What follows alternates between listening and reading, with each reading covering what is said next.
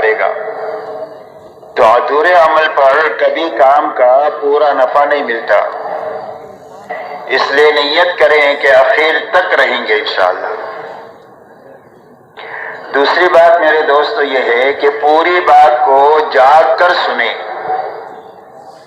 اس لیے کہ آنکھیں بند ہو گئی تو کان بند ہو گئی. مجلس میں ہونے کے بعد بھی کوئی بات دل تک جائے گی نہیں، اور جب بات دل تک نہیں پہنچے گی وہ زندگی کے رخ کو صحیح نہیں کرے گی. اس لیے جاگ کر سننے کا آسان راستہ یہ ہے کہ آنکھیں بند نہیں کرنا، نیچے نہیں دیکھنا، گھٹنوں میں ہاتھ نہیں ڈالنا. یہ ساری سونے کی نیت ہوتی ہے، بلکہ بات کرنے والے کی طرف دیکھتے رہنا. پھر بھی آنکھ بند ہونے لگے تو اپنی آنکھوں کو مل کر نیند کو دور کیا جائے اور مجلس سے پورا فائدہ اٹھایا جائے. اپنے پڑوسی پر بھی نگاہ رکھی جائے، کوئی اگر سو رہا ہو تو اس کو محبت کے ساتھ اٹھا دیا جائے. یہ اس کے ساتھ میں خیر خواہی کی بات ہے. اسی کے ساتھ پوری بات کو دھیان اور توجہ سے سنیں کہ جسم بھی یہاں ہے اور دل دماغ بھی یہاں ہے، تاکہ بات کانوں کے راستے سے دل تک پہنچ جائے. اسی کے ساتھ میں عمل کی نیت سے بات کو سننا کہ جو بات سنیں گے اچھی طرح سمجھیں گے اور اچھی طرح اس پر عمل کریں گے. اس لیے کہ اللہ کی طرف سے داد و دہش کا جو نظام ہے وہ آدمی کی نیت ہے. اسی لیے فرمایا وَإِنَّمَا لِكُلِّ امْرِئٍ مَّا نَوَىٰ، فرمایا ہر آدمی کو وہ چیز ملے گی جس کی اس نے نیت کیا. جب عمل کی نیت کریں گے تو اللہ عمل کرا دیں گے، جی چاہے نہ چاہے، حالات سازگار ہو ناسازگار ہو، ماحول مناسب ہو نامناسب ہو، ہر حال میں اللہ عمل کی توفیق دیں گے عمل کی نیت کرنے کی وجہ سے. اس لیے عمل کی نیت سے بات کو سننا. دوسرا نفع یہ ہوگا عمل کی نیت کرنے کا کہ جو باتیں بھی سنیں گے وہ باتیں محفوظ ہو جائے گی، ضائع نہیں ہوگی. عمل کے وقت میں وہ باتیں یاد آئے گی کہ فلانی مجلس میں ہم نے یہ بات سنی تھی، اس کام کو ایسا کرنا چاہیے. بات محفوظ رہے گی دل میں اور عمل کے وقت میں وہ یاد آئے گی. مثال سے اس کو سمجھا جا سکتا ہے کہ ایک مہمان آیا تو میزبان نے اپنے باورچی سے یوں کہا کہ میرا یہ بہت اہم دوست ہے، اس کے لیے اچھے کھانے بنانے ہیں اور کئی ایک قسم کے کھانے بنانے ہیں. وہ کھانوں کی لسٹ دیا اس کو کہ یہ بنانا ہے، یہ بنانا ہے، یہ بنانا ہے. اگر میزبان کے پاس بیٹھے ہوئے آدمی سے پوچھے کہ میں نے کیا پکانے کے لیے کہا تو وہ ساتھی نہیں بتا سکے گا، لیکن باورچی وہ فوراً گنا دے گا کہ آپ نے یہ بنانے کے لیے کہا، یہ کہا، یہ کہا. اس لیے کہ اس نے جو بات سنی ہے وہ پکانے کی نیت سے سنی ہے اور عمل کی نیت سے سنی ہے، اس لیے بات محفوظ ہو گئی. اس لیے عمل کی نیت سے بات کو سننا، اچھی طرح سن کر سمجھ کر اچھی طرح عمل کرتے ہوئے پورے عالم میں اور ساری انسانیت تک پہنچانے کی نیت سے بات کو سننا. ہماری محنت کا میدان پورا عالم ہے اور پوری انسانیت ہے، ان سب تک بات کو پہنچانے کی نیت سے ہم بات کو سنیں گے. اب پورے عالم میں کیسے پہنچائیں گے؟ عالم تو بہت بڑا ہے، کئی سو ملک ہے اور 700 کروڑ انسان ہیں. تو چھوٹی سی عمر میں پورے عالم میں اور ساری انسانیت تک جانے کا کیا راستہ؟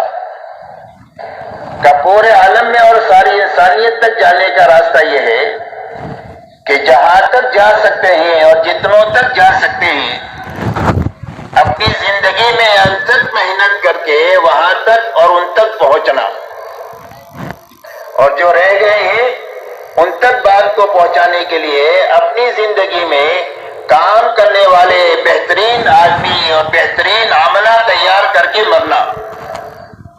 یہ پورے عالم میں بات کے پہنچانے کا یہ صحیح رخ ہے. اور حضور صلی اللہ علیہ وسلم نے محنت کا یہی رخ اپنایا ہے۔ اللہ تعالیٰ نے آپ کو بہت بڑا کام لے کر دنیا میں بھیجا تھا۔ آپ کی محنت کا میدان پورا عالم اور ساری انسانیت اور قیامت تک کا زمانہ تھا کہ آپ کی محنت کا میدان ہے۔ اتنا بڑا کام دے کر کے آپ کو بھیجا گیا، اور اتنے بڑے کام پر قابو پانے کے لیے آپ کو صرف 23 سال کا زمانہ دیا گیا کہ 23 سال کے عرصے میں آپ کو اتنا بڑا کام کر کے ہمارے پاس آنا ہے۔ تو اس کے لیے آپ نے محنت کا کیا رخ لیا؟ آپ نے محنت کا یہ رخ اپنایا کہ جہاں تک اور جتنوں تک جا سکتے تھے اس کے لیے انتھک محنت فرمائی، اور پورے حجاز میں کام کیا۔ آپ کا لمبے میں لمبا سفر تبوک تک کا ہے، اور پورے عالم آپ کی محنت کا میدان ہے۔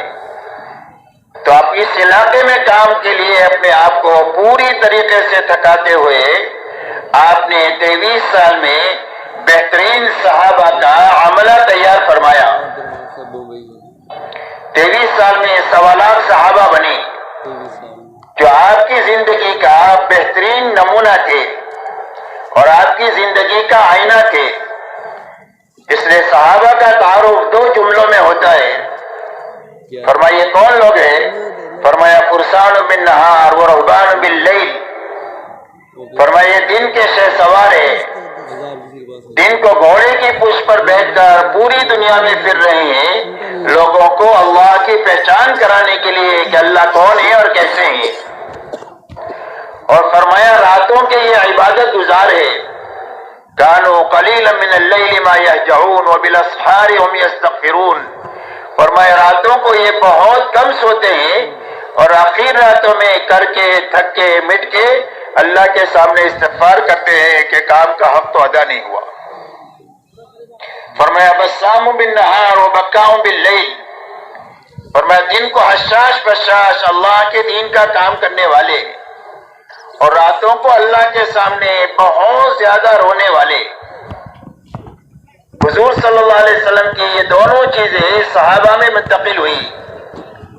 آپ کا دین دعوت اور تعلیم کے لیے اللہ نے آپ کو داعی اور معلم بنا کر کے بھیجا تھا، تو دن کا اکثر حصہ دعوت اور تعلیم پر خرچ ہوتا تھا، اور رات کی اکثر حصہ اللہ کے سامنے کھڑے ہونے میں اور اللہ کے سامنے راز و نیاز کرنے میں اور قرآن پاک کو ترتیل کے ساتھ پڑھنے میں، یہاں تک کہ آپ کے پیروں پر ورم آ جاتا تھا یہ آپ کی رات ہے یا آپ کا دن ہے۔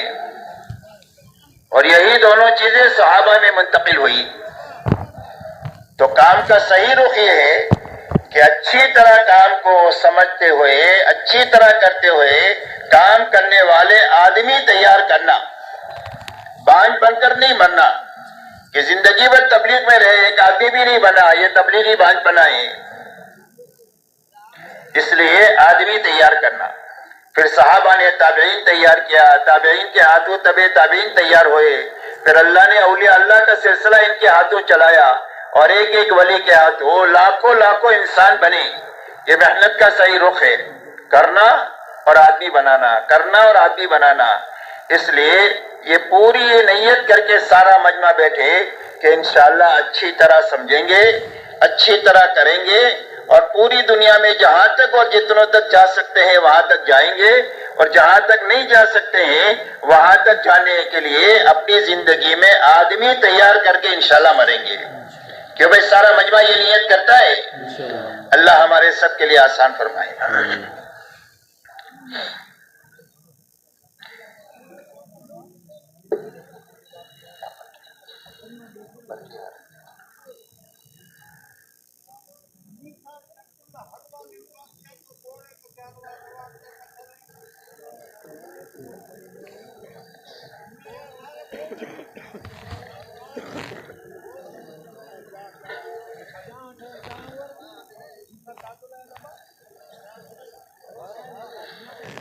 میرے محترم بزرگوں دوستوں، سمجھنے کی بات یہ ہے کہ روئے زمین پر بسنے والے ہر ایک مرد اور ہر ایک عورت کی دنیا اور آخرت کے بنانے کے لیے اللہ نے اپنا دین اتارا ہے،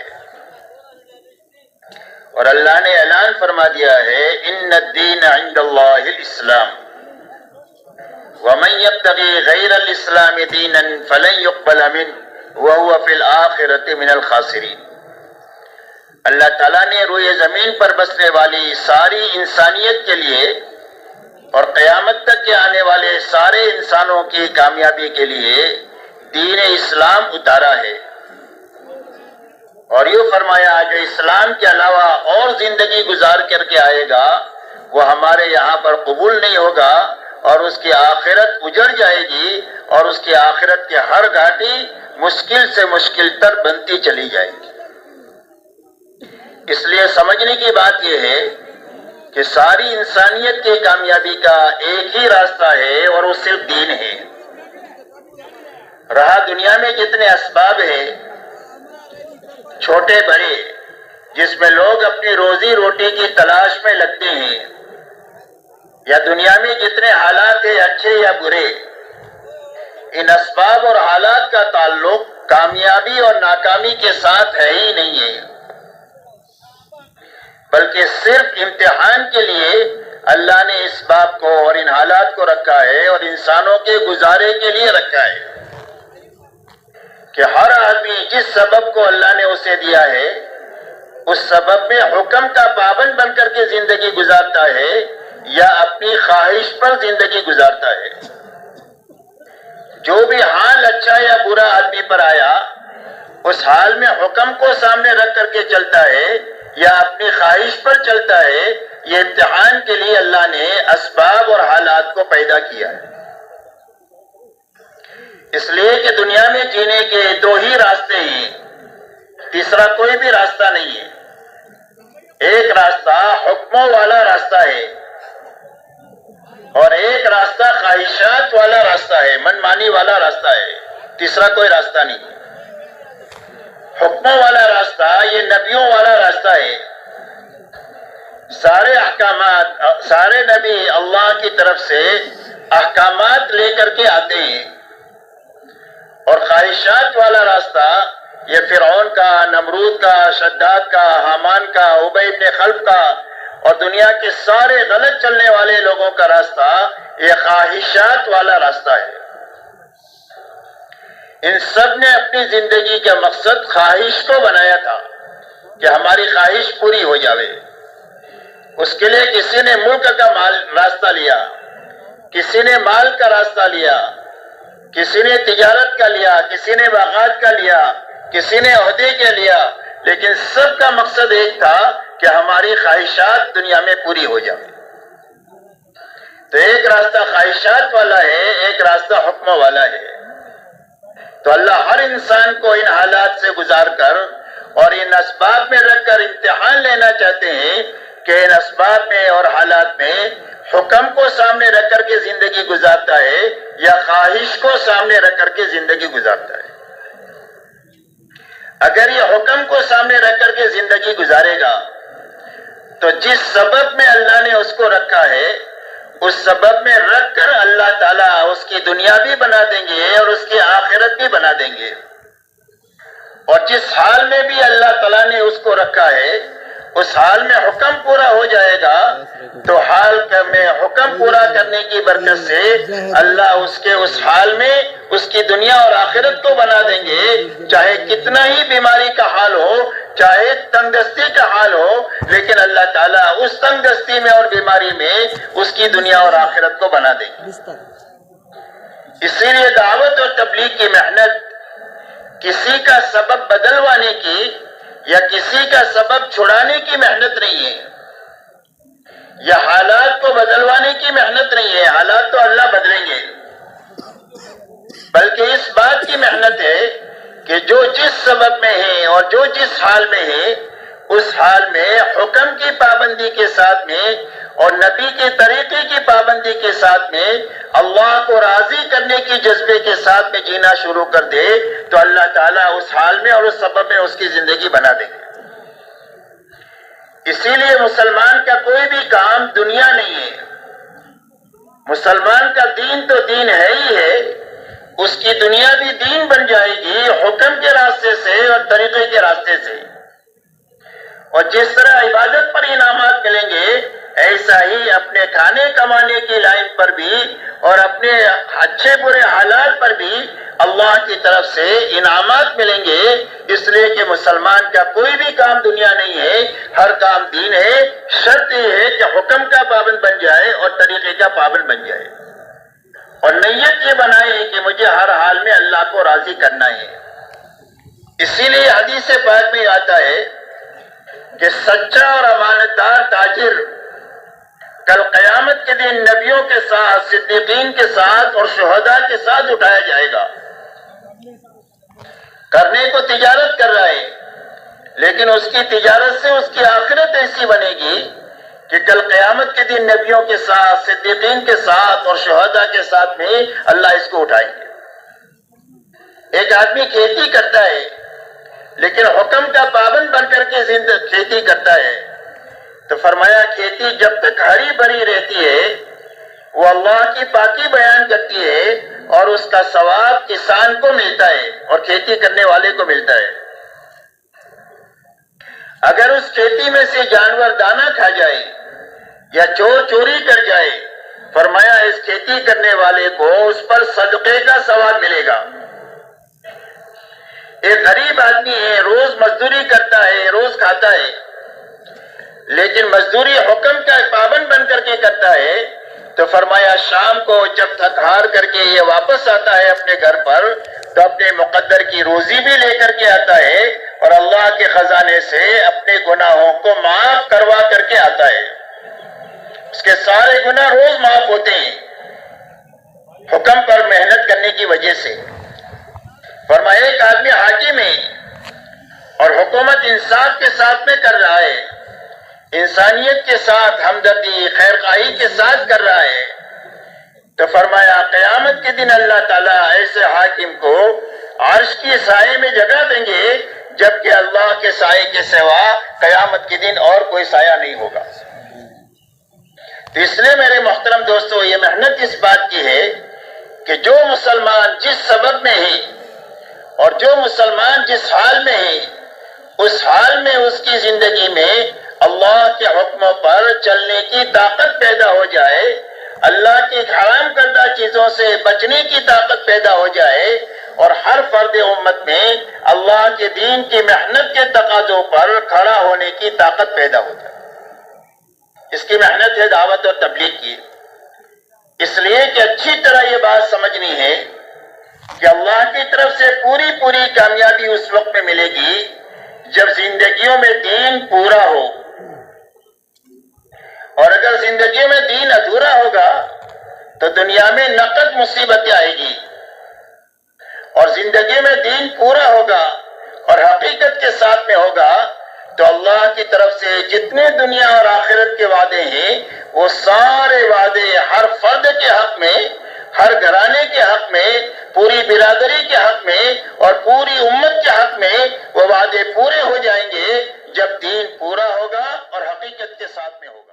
السلام علیکم ورحمۃ اللہ وبرکاتہ. تبلیغی جماعت کے تمام اکابرین کے بیانات کو حاصل کرنے کے لیے ہمارے یوٹیوب اور فیس بک پیج کو جوائن کریں. تبلیغی بیانات آفیشیل آن یوٹیوب، فیس بک.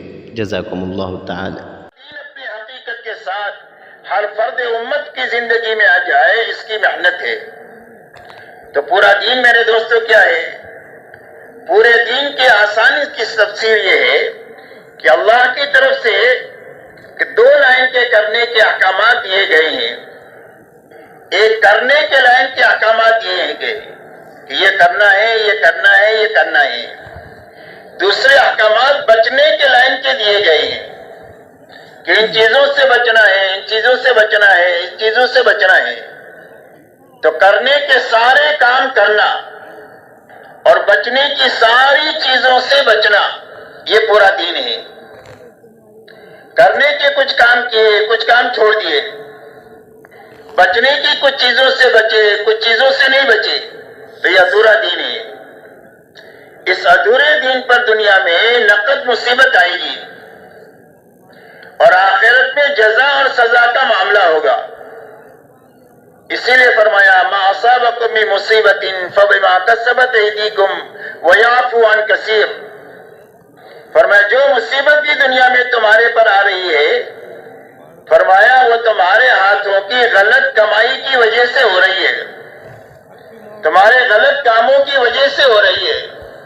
اور فرمایا بہت ساری غلطیاں تو ہے جو اللہ تعالیٰ معاف فرما دیتے ہیں، جس پر پکڑ بھی نہیں کرتے، اور آخرت پر اس میں جزا اور سزا کا معاملہ ہوگا۔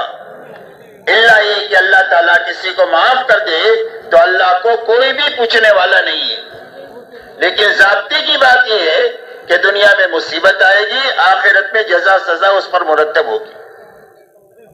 اس لیے پورا دین یہ ہے کہ کرنے کے جتنے کام بتائے گئے ہیں وہ سارے کام کرنا، بچنے کی ساری چیزوں سے بچنا، دوسرے الفاظ میں فرائض پر کھڑے ہو جانا اور محرمات سے اپنی زندگیوں کو پاک کر دینا، اور اللہ کے دین کی محنت کا جب تقاضا آئے، جو تقاضا آئے اس تقاضے پر اپنا قدم اٹھا دینا، یہ پورا دین ہے۔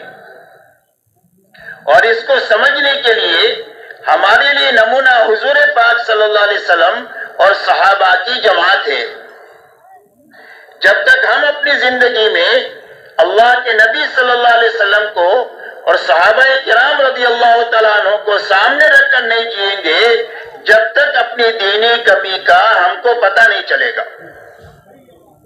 آج ہمارا المیہ یہ ہے کہ دنیا کے معاملے میں ہم میں کا ہر آدمی اپنے سے اوپر والے کو دیکھتا ہے، 100 پتی 1000 پتی کو دیکھتا ہے، اور 1000 پتی لکھ پتی کو دیکھتا ہے، لکھ پتی کروڑ پتی کو دیکھتا ہے، کروڑ پتی ارب پتی کو دیکھتا ہے، ارب پتی کھرب پتی کو دیکھتا ہے، اور کھرب پتی ملک والے کو دیکھتا ہے کہ میرے پاس تو مالی مال ہے، باقی وہ ملک نہیں ہے۔ تو جو جس حال میں ہے وہ سمجھتا ہے میں فقیر ہوں، 100 والا بھی فقیر ہے اور کھرب پتی بھی فقیر ہے، محتاج ہے۔ اس لیے کہ دنیا کے معاملے میں اوپر دیکھنے کی عادت ہے، اور دین کے معاملے میں ہر آدمی اپنے سے نیچے والے کو دیکھتا ہے۔ ایک آدمی 5 وقت کا نمازی ہے تو وہ 3 وقت والے کو دیکھتا ہے کہ تو میں تو 5 وقت کا نمازی ہوں، بہت سارے مسلمان تو صرف 3 ہی وقت کی پڑھتے ہیں۔ 3 وقت والے جمعہ والے کو دیکھتے ہیں، جمعہ والے ان کو دیکھتے ہیں جو جمعہ بھی نہیں پڑھتے،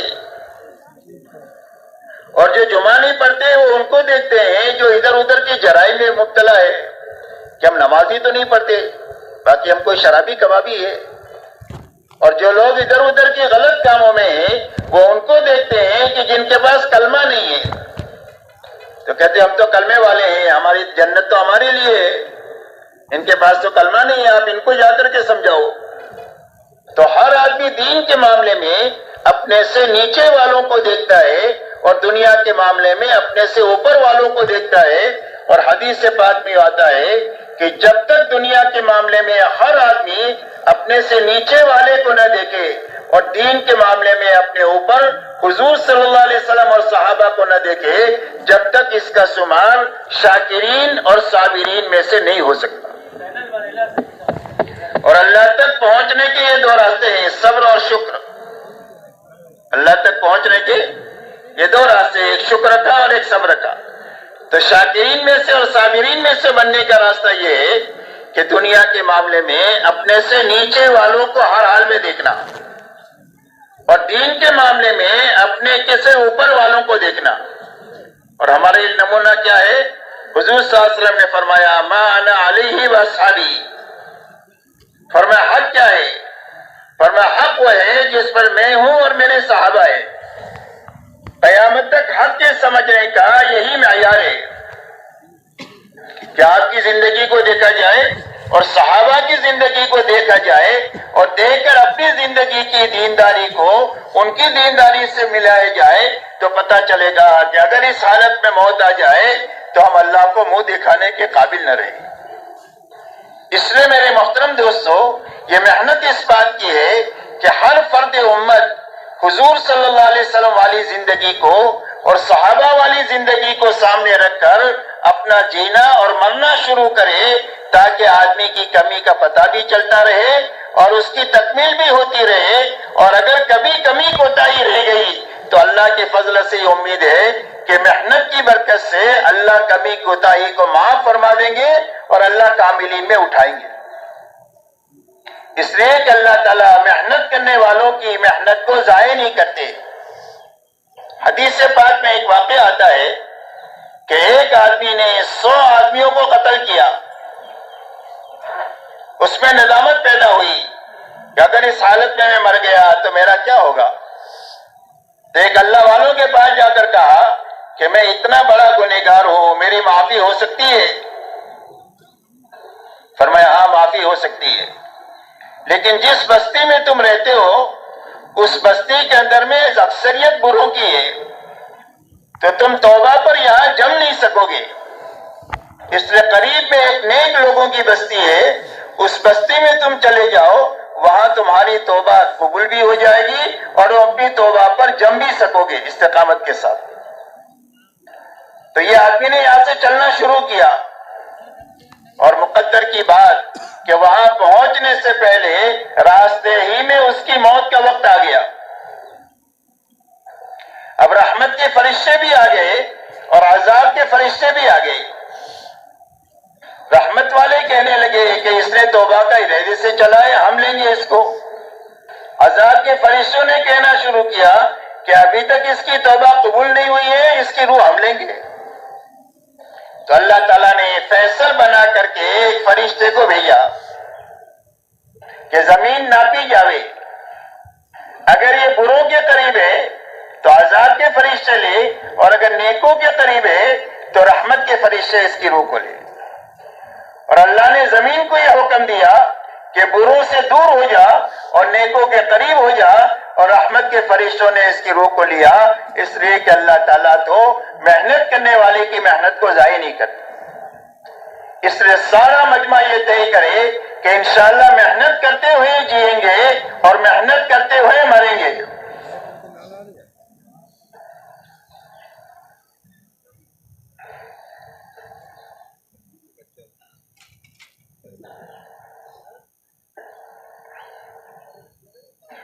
اب میرے محترم بزرگوں دوستو، حضور پاک علیہ الصلوۃ والسلام اور صحابہ کی جماعت، ان کے اندر میں دینداری اور دین کی محنت کی کیا سطح تھی، اس کو ہر وقت میں سامنے رکھیں گے تو اپنی کمی کا احساس ہوتا رہے گا اور وہاں تک پہنچنے کی کوشش بڑھتی رہے گی۔ لہذا حضور صلی اللہ علیہ وسلم اور آپ نے پوری امت کو جن بنیادوں پر اٹھایا ہے، اس میں کی سب سے پہلی بنیاد کلمہ طیبہ لا الہ الا اللہ محمد الرسول اللہ ہے۔ اسی لیے صحابہ فرماتے ہیں تعلمنا الایمان ثم تعلمنا القرآن، فرمایا ہم نے پہلے ایمان سیکھا اور اس کے ساتھ قرآن پاک کو سیکھا، اس لیے کہ قرآن پر عمل کی جو طاقت ملے گی وہ ایمان کے راستے سے اور یقین کے راستے سے ملے گی۔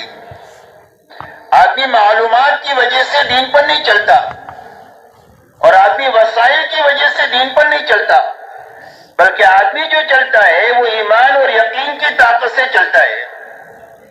آدمی کو معلوم ہے 5 وقت کی نماز پڑھنا فرض ہے، لیکن زندگی میں نماز نہیں ہے، محلے میں مسجد ہے لیکن نماز نہیں ہے، وسائل بھی ہے، معلومات بھی ہے، لیکن اندر میں کھڑے ہونے کی فرائض پر طاقت نہیں ہے، جس کی بھی زندگی میں فرائض اس کی وجہ سے نہیں ہے۔ اس لیے میرے محترم بزرگوں دوستو، سب سے پہلی بنیاد جو سارے نبیوں نے جس کی محنت کیا وہ ایمان اور یقین کے بنانے کی محنت کیا، کہ جب آدمی کا ایمان اور یقین بن جائے گا تو ایمان اور یقین کے راستے سے جو اسلام آئے گا اور جو کرنے کے کام آئیں گے اور جو بچنے کے لائن کے احکامات آئیں گے اور جو دین کی محنت کے تقاضے آئیں گے، ایمان کے بقدر اس کے اوپر آدمی کھڑا ہوتا چلا جائے گا۔ اس لیے سب سے پہلی بنیاد یہ ہے کہ ہر ایمان والا اپنا کلمہ ٹھیک کرے۔ تو کلمے کے ٹھیک کرنے کے کیا معنی ہے؟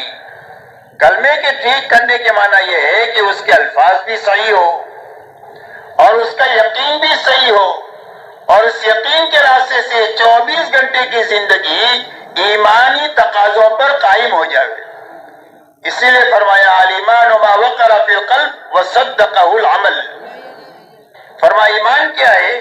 فرمایا ایمان وہ ہے جو دل میں راسخ ہو جائے اور عمل اس کی تصدیق کرے کہ یہ ایمان والا ہے۔ اس لیے کہ دنیا میں اللہ نے سارے انسانوں کو ایک ہی جیسا بنایا ہے، سب کی دو آنکھیں ہیں، سب کے دو کان ہیں، سب کے دو ہاتھ ہیں، سب کے دو پیر ہیں، سب ایک ہی جیسے بنائے ہیں، چاہے ایمان والے ہوں چاہے بے ایمان ہوں، سب کی ایک ہی شکل ہے۔ تو پتہ کیسے چلے گا کہ ایمان والا ہے؟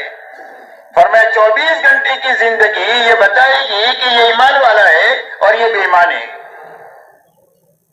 اس لیے کہ ایمان والا آزاد نہیں ہوتا، اور جو آزاد ہوتا ہے وہ مسلمان نہیں ہوتا۔ پابندی کا نام اسلام ہے۔ تو فرمایا دل میں ایمان راسخ ہو جائے اور عمل اس کی تصدیق کرے 24 گھنٹے میں کہ یہ ایمان والا تاجر ہے، یہ ایمان والا مزدور ہے، یہ ایمان والا حاکم ہے، یہ ایمان والا کسان ہے، یہ ایمان والا مالدار ہے، یہ ایمان والا غریب ہے، یہ ایمان والا مرد ہے، یہ ایمان والی عورت ہے۔ اس کی 24 گھنٹے کی زندگی اس کے ایمان کا پتہ دے۔ اس لیے سب سے پہلی محنت ہے اپنے یقین کو اور ایمان کو بنانے کی، کہ سب سے پہلے ہر فرد امت کا یقین یہ بنے کہ میری زندگی کے بننے اور بگڑنے کا تعلق ملک اور مال سے نہیں ہے، ڈگری اور عہدوں سے نہیں ہے، چیزوں اور سامانوں سے نہیں ہے، بلکہ زندگی کے بننے اور بگڑنے کا تعلق صرف ایک اللہ کی ذات کے ساتھ ہے۔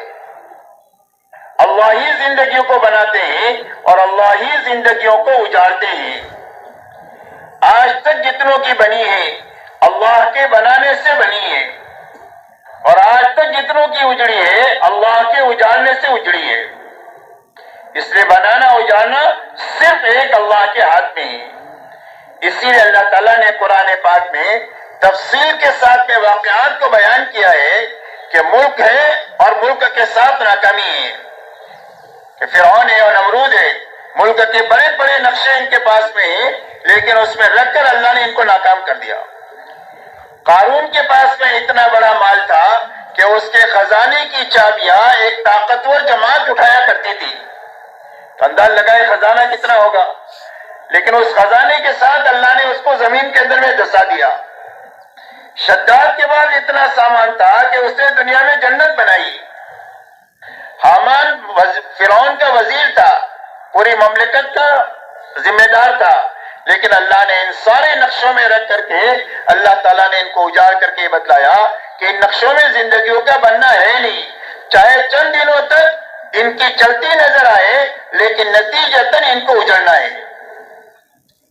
کبھی اجاڑ اللہ تعالیٰ دنیا ہی میں دکھا دیتے ہیں، اور اگر دنیا میں نہیں دکھایا تو موت پر تو آدمی کو اپنا اجاڑ یقینی طور پر نظر آ جاتا ہے۔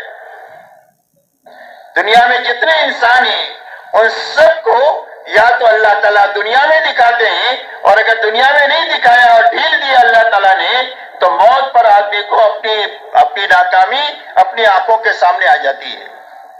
اس لیے کہ بات کے سمجھنے کے دو موقع ہوتے ہیں۔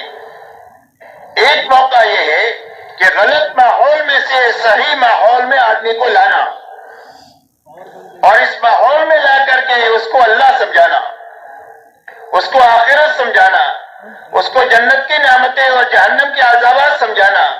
ایک راستہ حق پر آنے کا یہ ہے، اور سمجھنے کا راستہ یہ ہے کہ ماحول میں آدمی کو بات سمجھ میں آ جاتی ہے۔ دوسرا راستہ موت کا ہے کہ موت کے وقت میں آدمی کو بات سمجھ میں آ جاتی ہے۔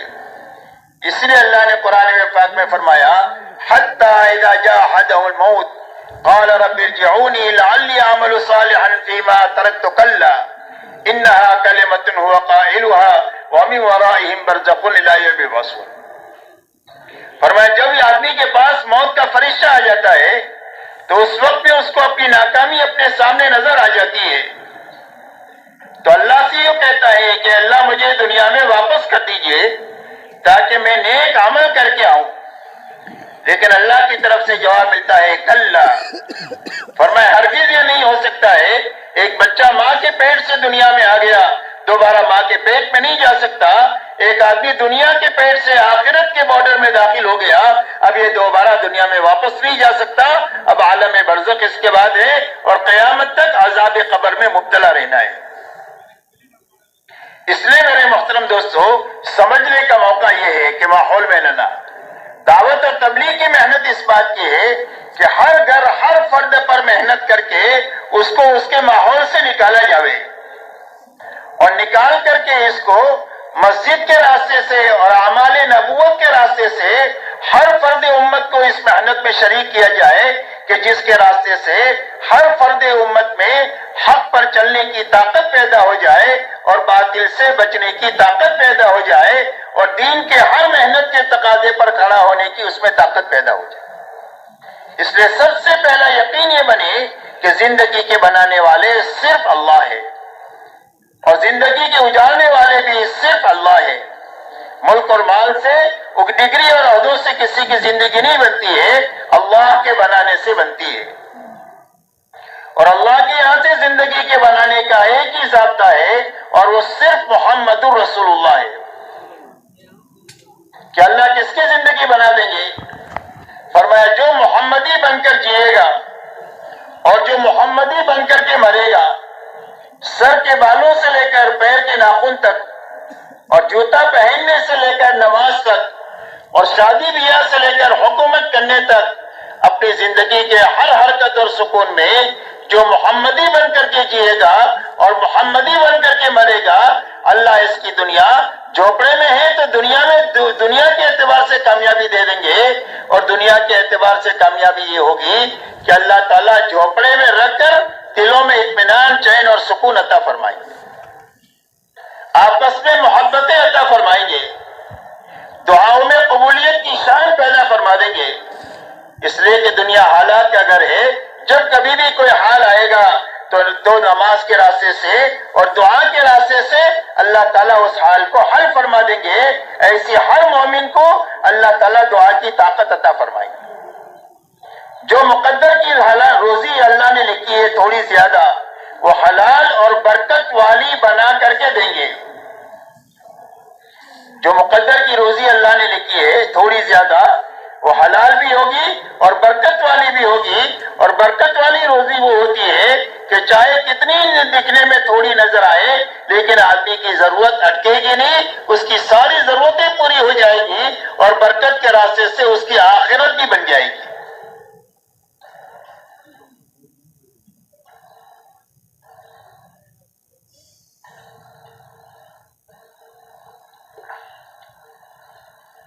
اور آدمی محل میں ہے تو اللہ محل میں زندگی بنا دیں گے. محل والے کو جھوپڑے میں جانے کی ضرورت نہیں ہے اور جھوپڑے والے کو محل کا خواب دیکھنے کی ضرورت نہیں ہے. جس حال میں بھی ہے اس حال میں اللہ اس کی زندگی بنا دیں گے. شرط یہ ہے کہ محمدی بن کر کے جیے اور محمدی بن کر کے مرے. اسی لیے فرمایا قل ان کنتم تحبون اللہ فاتبعونی یحببکم اللہ ویغفر لکم ذنوبکم واللہ غفور رحیم. اللہ تعالیٰ ارشاد فرماتے ہیں کہ ہمارے نبی جی, آپ ہمارا شاہی فرمان سنا دیجئے کہ اگر تمہیں اللہ سے محبت کا دعویٰ ہے تو اس دلیل میں میرے پیچھے پیچھے چلو. اتنا نقصان نہیں کریں گے جتنا مال کی محبت والا کرے گا اور بڑا بننے کا جذبے والا کرے گا. دنیا میں جتنا فساد ہے اس پر اگر ہم نگاہ ڈالیں گے تو اس کی یہ دو بنیادیں ملے گی, یا تو مال کی محبت ہے یا پھر بڑا بننے کی محبت ہے. اس لیے مال کی محبت دل سے ختم ہو جائے. اللہ کے حکم کے مقابلے میں اس کے لیے اللہ نے زکوٰۃ کو فرض کیا ہے, اور حج کے راستے سے 24 گھنٹے کی زندگی اطاعت والی بن جائے. اس لیے کہ حج اطاعت سکھانے کے لیے ہے. کہ حج میں بہت ساری باتیں جو آدمی کی سمجھ میں نہیں آتی لیکن کرنا ہے. کیوں کرنا ہے؟ اس لیے کہ اللہ کا حکم ہے, اس لیے کرنا ہے. کہ شیطان کو کنکری کیوں مارنی ہے؟ کہ اس لیے کہ ہمارا حکم ہے, اس کے لیے ماننی ہے. تو حکم پورا کرو گے تب کیا دیں گے؟ فرمایا ایک ایک کنکری پر تمہارے مہلک گناہوں کو معاف کریں گے. ایسے بڑے بڑے گناہ جو آدمی کو ہلاک کر دے ہوئے, ایک ایک کنکری پر اتنے بڑے بڑے گناہ معاف ہوں گے. ایسے ہر نیکی کے اوپر. ایسے ہی نماز کے بارے میں کہ بھئی مغرب کی نماز کہاں پڑھیں گے مزدلفہ کے دن؟ فرمایا عرفات میں نہیں پڑھیں گے، مزدلفہ میں عشاء کے وقت میں پڑھیں گے۔ کیا کیوں پڑھیں گے؟ کہ ہمارا حکم ہے اس کے لیے پڑھیں گے۔ تو حکم پر زندگی لانے کے لیے حج ہے کہ آدمی کی زندگی پوری خواہش سے نکل کر کے اللہ کی اطاعت پر آنے کے لیے حج ہے۔ تو عبادت کی لائن زندہ ہو جاوے امت میں، اور اس کی غائب جو ہے وہ زائد بھی زندہ ہو جائے، اس کی محنت دعوت اور تبلیغ کے راستے سے کہ ہر فرد امت میں عبادت کی لائن ٹھیک ہو جائے۔ اس لیے کہ یہ دوسری بنیاد ہے ہمارے دین کی۔ تیسری بنیاد میرے دوستو یہ ہے کہ ہماری معاشرت میں پاکیزگی پیدا ہو جاوے، ہمارے رہن سہن میں اچھائی پیدا ہو جاوے۔ اس لیے کہ اللہ تعالیٰ نے دنیا کو تعلقات کی جگہ بنائی ہے۔ یہ دنیا تعلقات کی جگہ ہے، ہر آدمی کے تعلقات ہیں، ماں باپ ہے، بچے ہیں، آپس کا تعلق ہے، میاں بیوی ہے، آپس کے تعلقات ہیں، بھائی بہن ہے، آپس کے تعلق ہے، دادا دادی ہے، نانا نانی، آپس کے تعلقات ہے، پڑوسی ہے، پڑوسی کے تعلقات ہے، سیٹ ہے، نوکر ہے، دونوں کے ایک دوسرے کے تعلق ہے، ایک حاکم ہے، ایک رعیت ہے، یہ سارے تعلقات ہیں۔ اور جتنے تعلقات ہیں اتنے حقوق ہیں، جتنے تعلقات ہیں اتنے حقوق ہیں۔ ان تعلقات کی بنیاد پر جو حقوق اللہ نے عائد کیے ہیں ان سارے حقوق کو معلوم کر کے ان حقوق کی ادائیگی کے ساتھ جینا۔ ماں باپ کے کیا حق ہے، اس کے حق کو معلوم کر کے ماں باپ کا حق ادا کرنا۔ فرمایا ماں باپ کی خوشی میں اللہ کی خوشی ہے، اور ماں باپ کی ناراضگی میں اللہ کی ناراضگی ہے۔ بعض مرتبہ معاشرت کے لائن کی غلطی ایسی ہوتی ہے جو آدمی کے ایمان پر اثر انداز ہوتی ہے۔ حضور صلی اللہ علیہ وسلم کے زمانے میں ایک نوجوان صحابی کا انتقال ہونے لگا، کلمے کی تلقین کی جا رہی ہے تو زبان سے کلمہ نہیں نکل رہا۔ حضور صلی اللہ علیہ وسلم کو اطلاع دی گئی، آپ تشریف لائے، تحقیق حال کیا تو پتہ چلا کہ ماں کو تھوڑی سی ناراضگی ہے، اس لیے کہ ان کی زبان میں تھوڑی تیزی تھی۔ تو یہ معاشرت کی لائن کی غلطی ہے جو آدمی کے ایمان پر اثر انداز ہو رہی ہے۔ تو اس لیے ماں باپ کے حقوق ہیں تو ان کے حقوق کی ادائیگی کے ساتھ جینا۔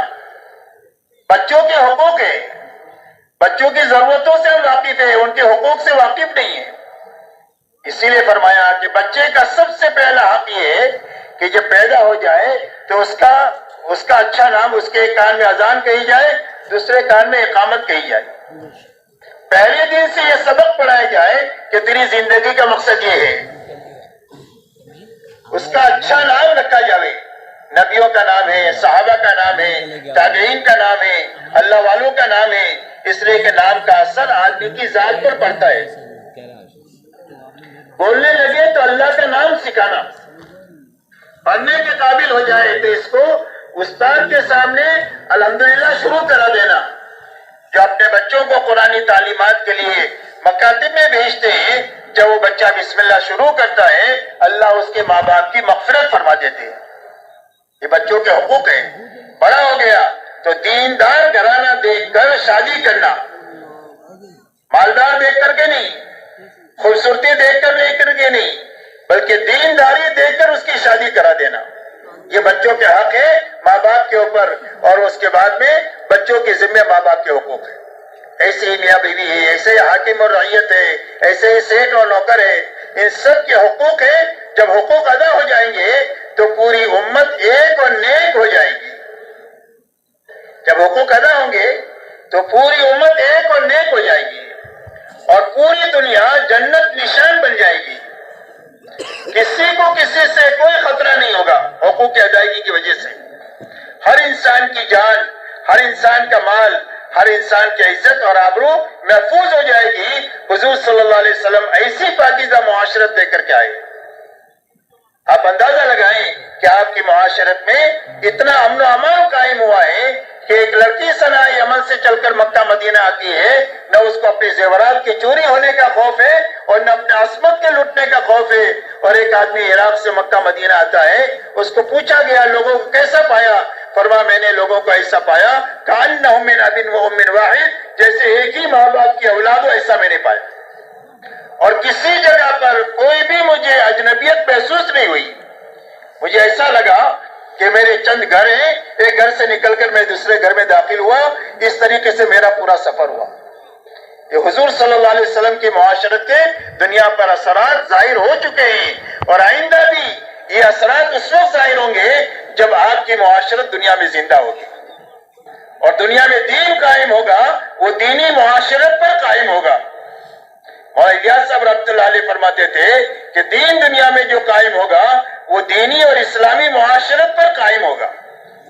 تو اس لیے اپنی معاشرت کو پاکیزہ بنانا، جب معاشرت پاکیزہ بنے گی تو پوری امت ایسی بن جائے گی، حدیث میں فرمایا کل جسد الواحد، کہ ایمان والوں کی مثال ایک دوسرے کے ساتھ محبت کرنے میں، ایک دوسرے کے کام آنے میں اور ایک دوسرے کی بھلائی چاہنے میں ایسی ہے جیسا کہ ایک جسم ہوتا ہے۔ جسم کے اندر میں سارے اعضاء کی شکل الگ ہے، ہر ایک عضو کا کام الگ ہے۔ ہاتھ کا کام پکڑنا ہے، پیر کا کام چلنا ہے، ہاتھ چلتا نہیں ہے، پیر پکڑتا نہیں ہے، تو ہر ایک کا عضو الگ ہے، ہر ایک کا کام الگ ہے، لیکن آپس میں اتنا جوڑ ہے کہ چلتے ہوئے ٹھوکر لگ جائے تو پورا جسم اس کی تکلیف کو محسوس کرتا ہے، اور اگر آدمی اچھا کھانا کھا لے یا رات کو سو جائے تو پورا جسم اس کی لذت اور راحت کو محسوس کرتا ہے۔ اسی لیے حضور پاک علیہ الصلوۃ والسلام نے ہم کو جماعتیں نہیں بنایا، ہم کو امت بنایا ہے، اور آپ نے جاہلیت کی ساری رگوں کو کاٹ دیا ہے، آپ نے ساری جاہلیت کی رگوں کو کاٹا ہے۔ زبان کی رگ کو کہ ہماری زبان کا آدمی ہے، رنگ کی رگ کو کہ ہمارے رنگ کا آدمی ہے، یا ہماری قوم کا آدمی ہے، قومیت کی رگ کو اور وطنیت کی رگ کو، اور ان ساری رگوں کو کاٹ کر کے حضور صلی اللہ علیہ وسلم نے پوری امت کو ایمان پر جمع فرمایا ہے، پوری امت کو ایمان پر جمع فرمایا ہے۔ انما المؤمنون اخوہ، سارے ایمان والے آپس میں بھائی بھائی ہیں، چاہے کسی زبان کا ہو، چاہے کسی قوم کا ہو، چاہے کسی رنگ کا ہو، کسی وطن کا ہو، فرمایا سارے ایمان والے آپس میں بھائی بھائی ہیں۔ اسی لیے غزوہ بدر کے موقع پر جب قیدی آئے ہیں تو ان قیدیوں کے بارے میں جب مشورہ ہوا ہے تو سب نے الگ الگ رائے دیا۔ حضرت عمر ابن الخطاب رضی اللہ تعالیٰ عنہ نے یہ رائے دیا کہ اللہ کے نبی، میری رائے تو یہ ہے کہ ہر کافر رشتہ دار کو مسلمان کے ہاتھ میں دے دیا جائے، اگر باپ کافر ہے، بیٹا مسلمان ہے تو اس کے ہاتھ میں اس کے کافر باپ کو دیا جائے، بھائی مسلمان ہے اور بھائی کافر ہے، کافر کو اس کے ہاتھ میں دے دیا جائے اور اس کی گردن مار دے، تاکہ اللہ کے سامنے ہم بتا دیں کہ ہماری ساری رشتہ داریوں سے ہم اوپر ہو چکے ہیں۔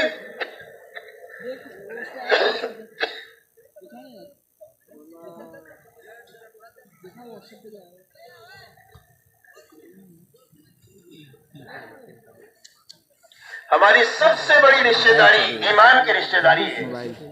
جو ایمان والا ہے وہ ہمارا اپنا ہے، جو ایمان والا نہیں ہے وہ ہمارا نہیں ہے۔ ہم اس کی بھلائی چاہیں گے، ہم اس کی ہدایت کا فکر کریں گے، لیکن محبت ایمان والے سے کریں گے۔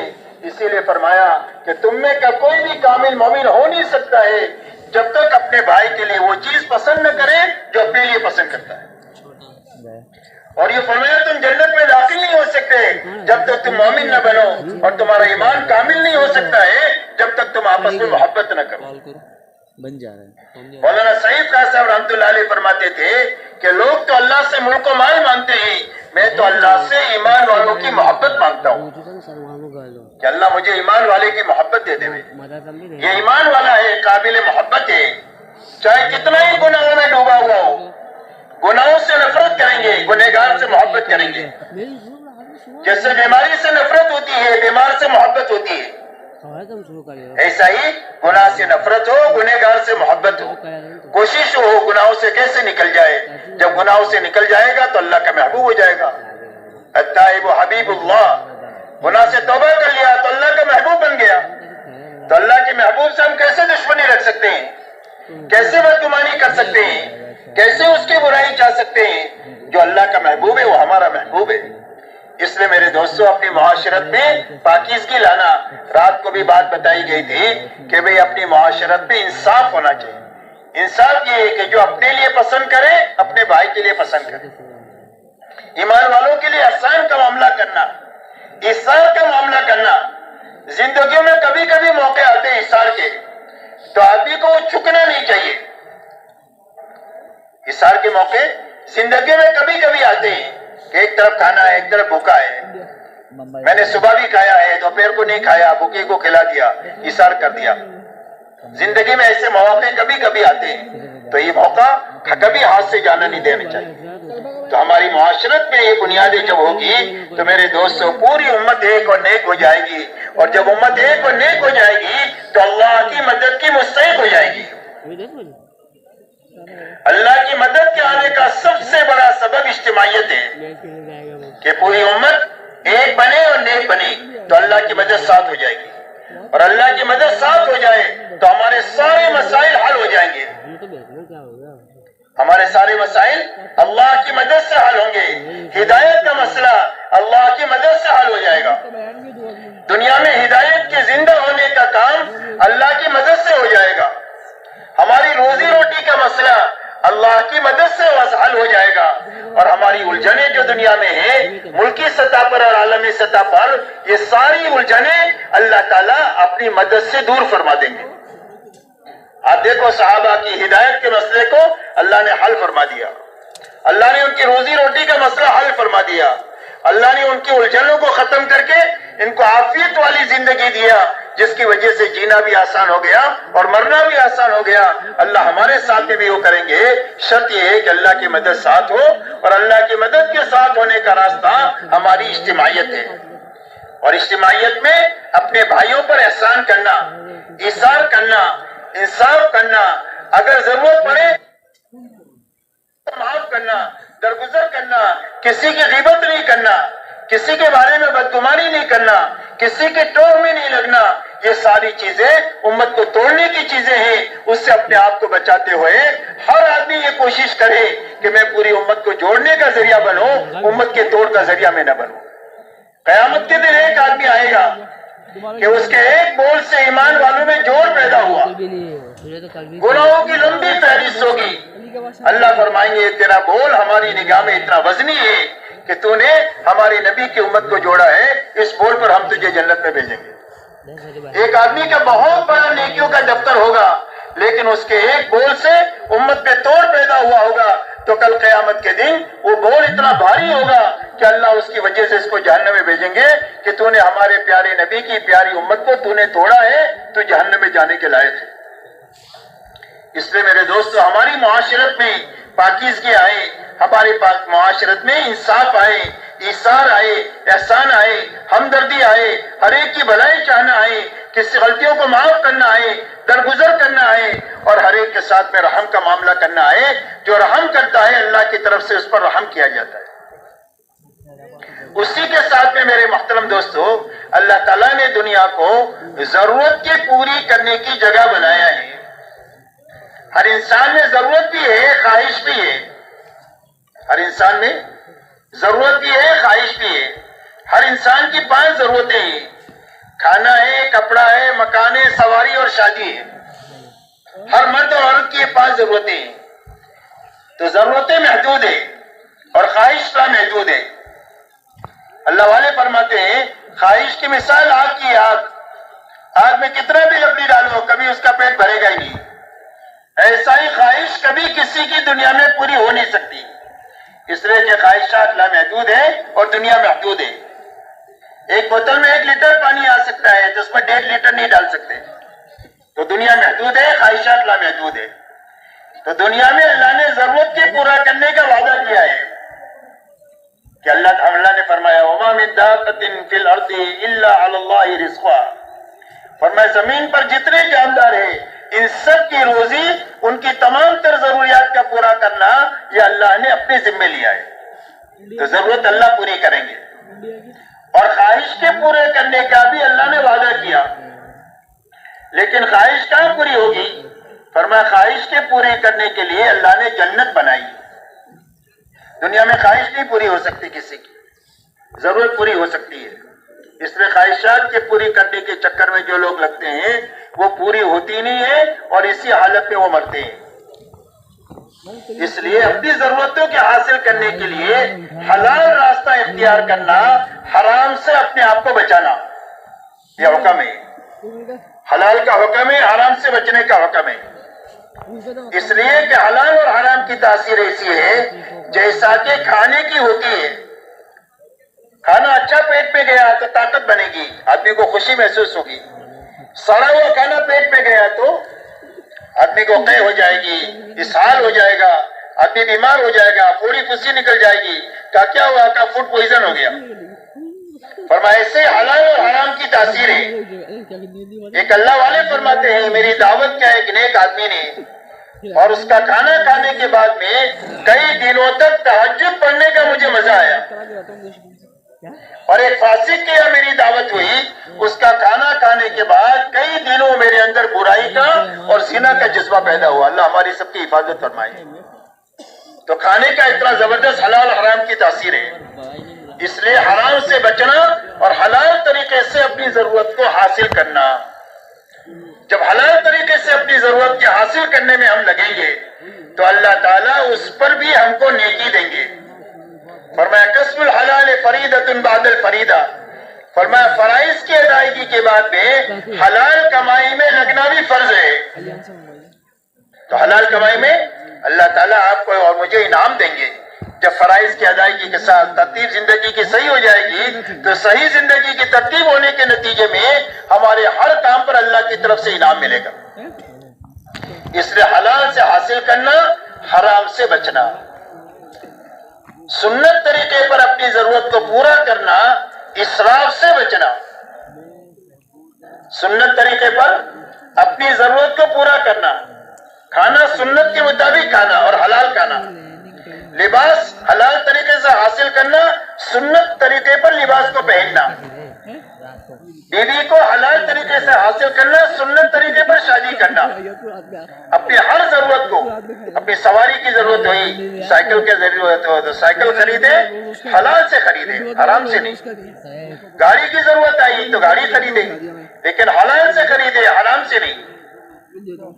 ایسے ہی شادیوں میں فرمایا سادگی کے ساتھ سنت طریقے پر ہماری شادیاں ہو تو اپنی ضرورتوں کو حلال طریقے سے حاصل کرنا، سنت طریقے پر پورا کرنا۔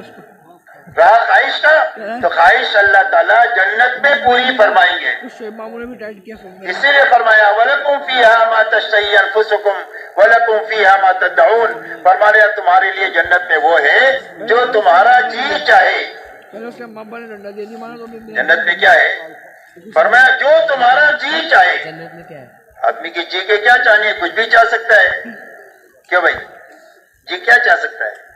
جی چاہتا ہے پوری دنیا میری ہو جاوے، ہر آدمی کی چاہت ہوتی ہے، اس لیے کسی کو بھی قناعت نہیں ہے کہ میرے پاس اتنا تھوڑا ہے تو زیادہ مل جاوے، یہ بھی مل جاوے، یہ بھی مل جاوے، اس لیے کہ خواہش کی کوئی حد ہی نہیں ہے۔ تو فرمایا خواہش جنت میں پوری ہو جائے گی۔ ہر آدمی کی چاہت ہے کہ جوان رہو، خوبصورت رہو، طاقتور رہو، ہمیشہ زندہ رہو، تو یہ ساری خواہش جنت میں پوری ہو جائے گی۔ ہمیشہ جوان رہے گا، کبھی بوڑھا نہیں ہوگا، ہمیشہ تندرست رہے گا، کبھی بیمار نہیں ہوگا، ہمیشہ خوبصورت ہوگا، چودھری رات کے چاند جیسا خوبصورت ہوگا، کبھی بدصورتی نہیں آئے گی کہ بڑھاپے کی چریاں پڑ گئی چہرے پر۔ خوبصورت سے خوبصورت آدمی بیچارہ بڑھاپے میں جو ہے وہ ایسا ہو جاتا ہے، لیکن وہاں فرمایا اس کی خوبصورتی ختم نہیں ہوگی، زندگی اللہ دیں گے، اس پر کبھی موت نہیں آئے گی۔ ہر جنتی کو اللہ تعالیٰ 100 آدمیوں کی طاقت دے کر جنت میں داخل کریں گے۔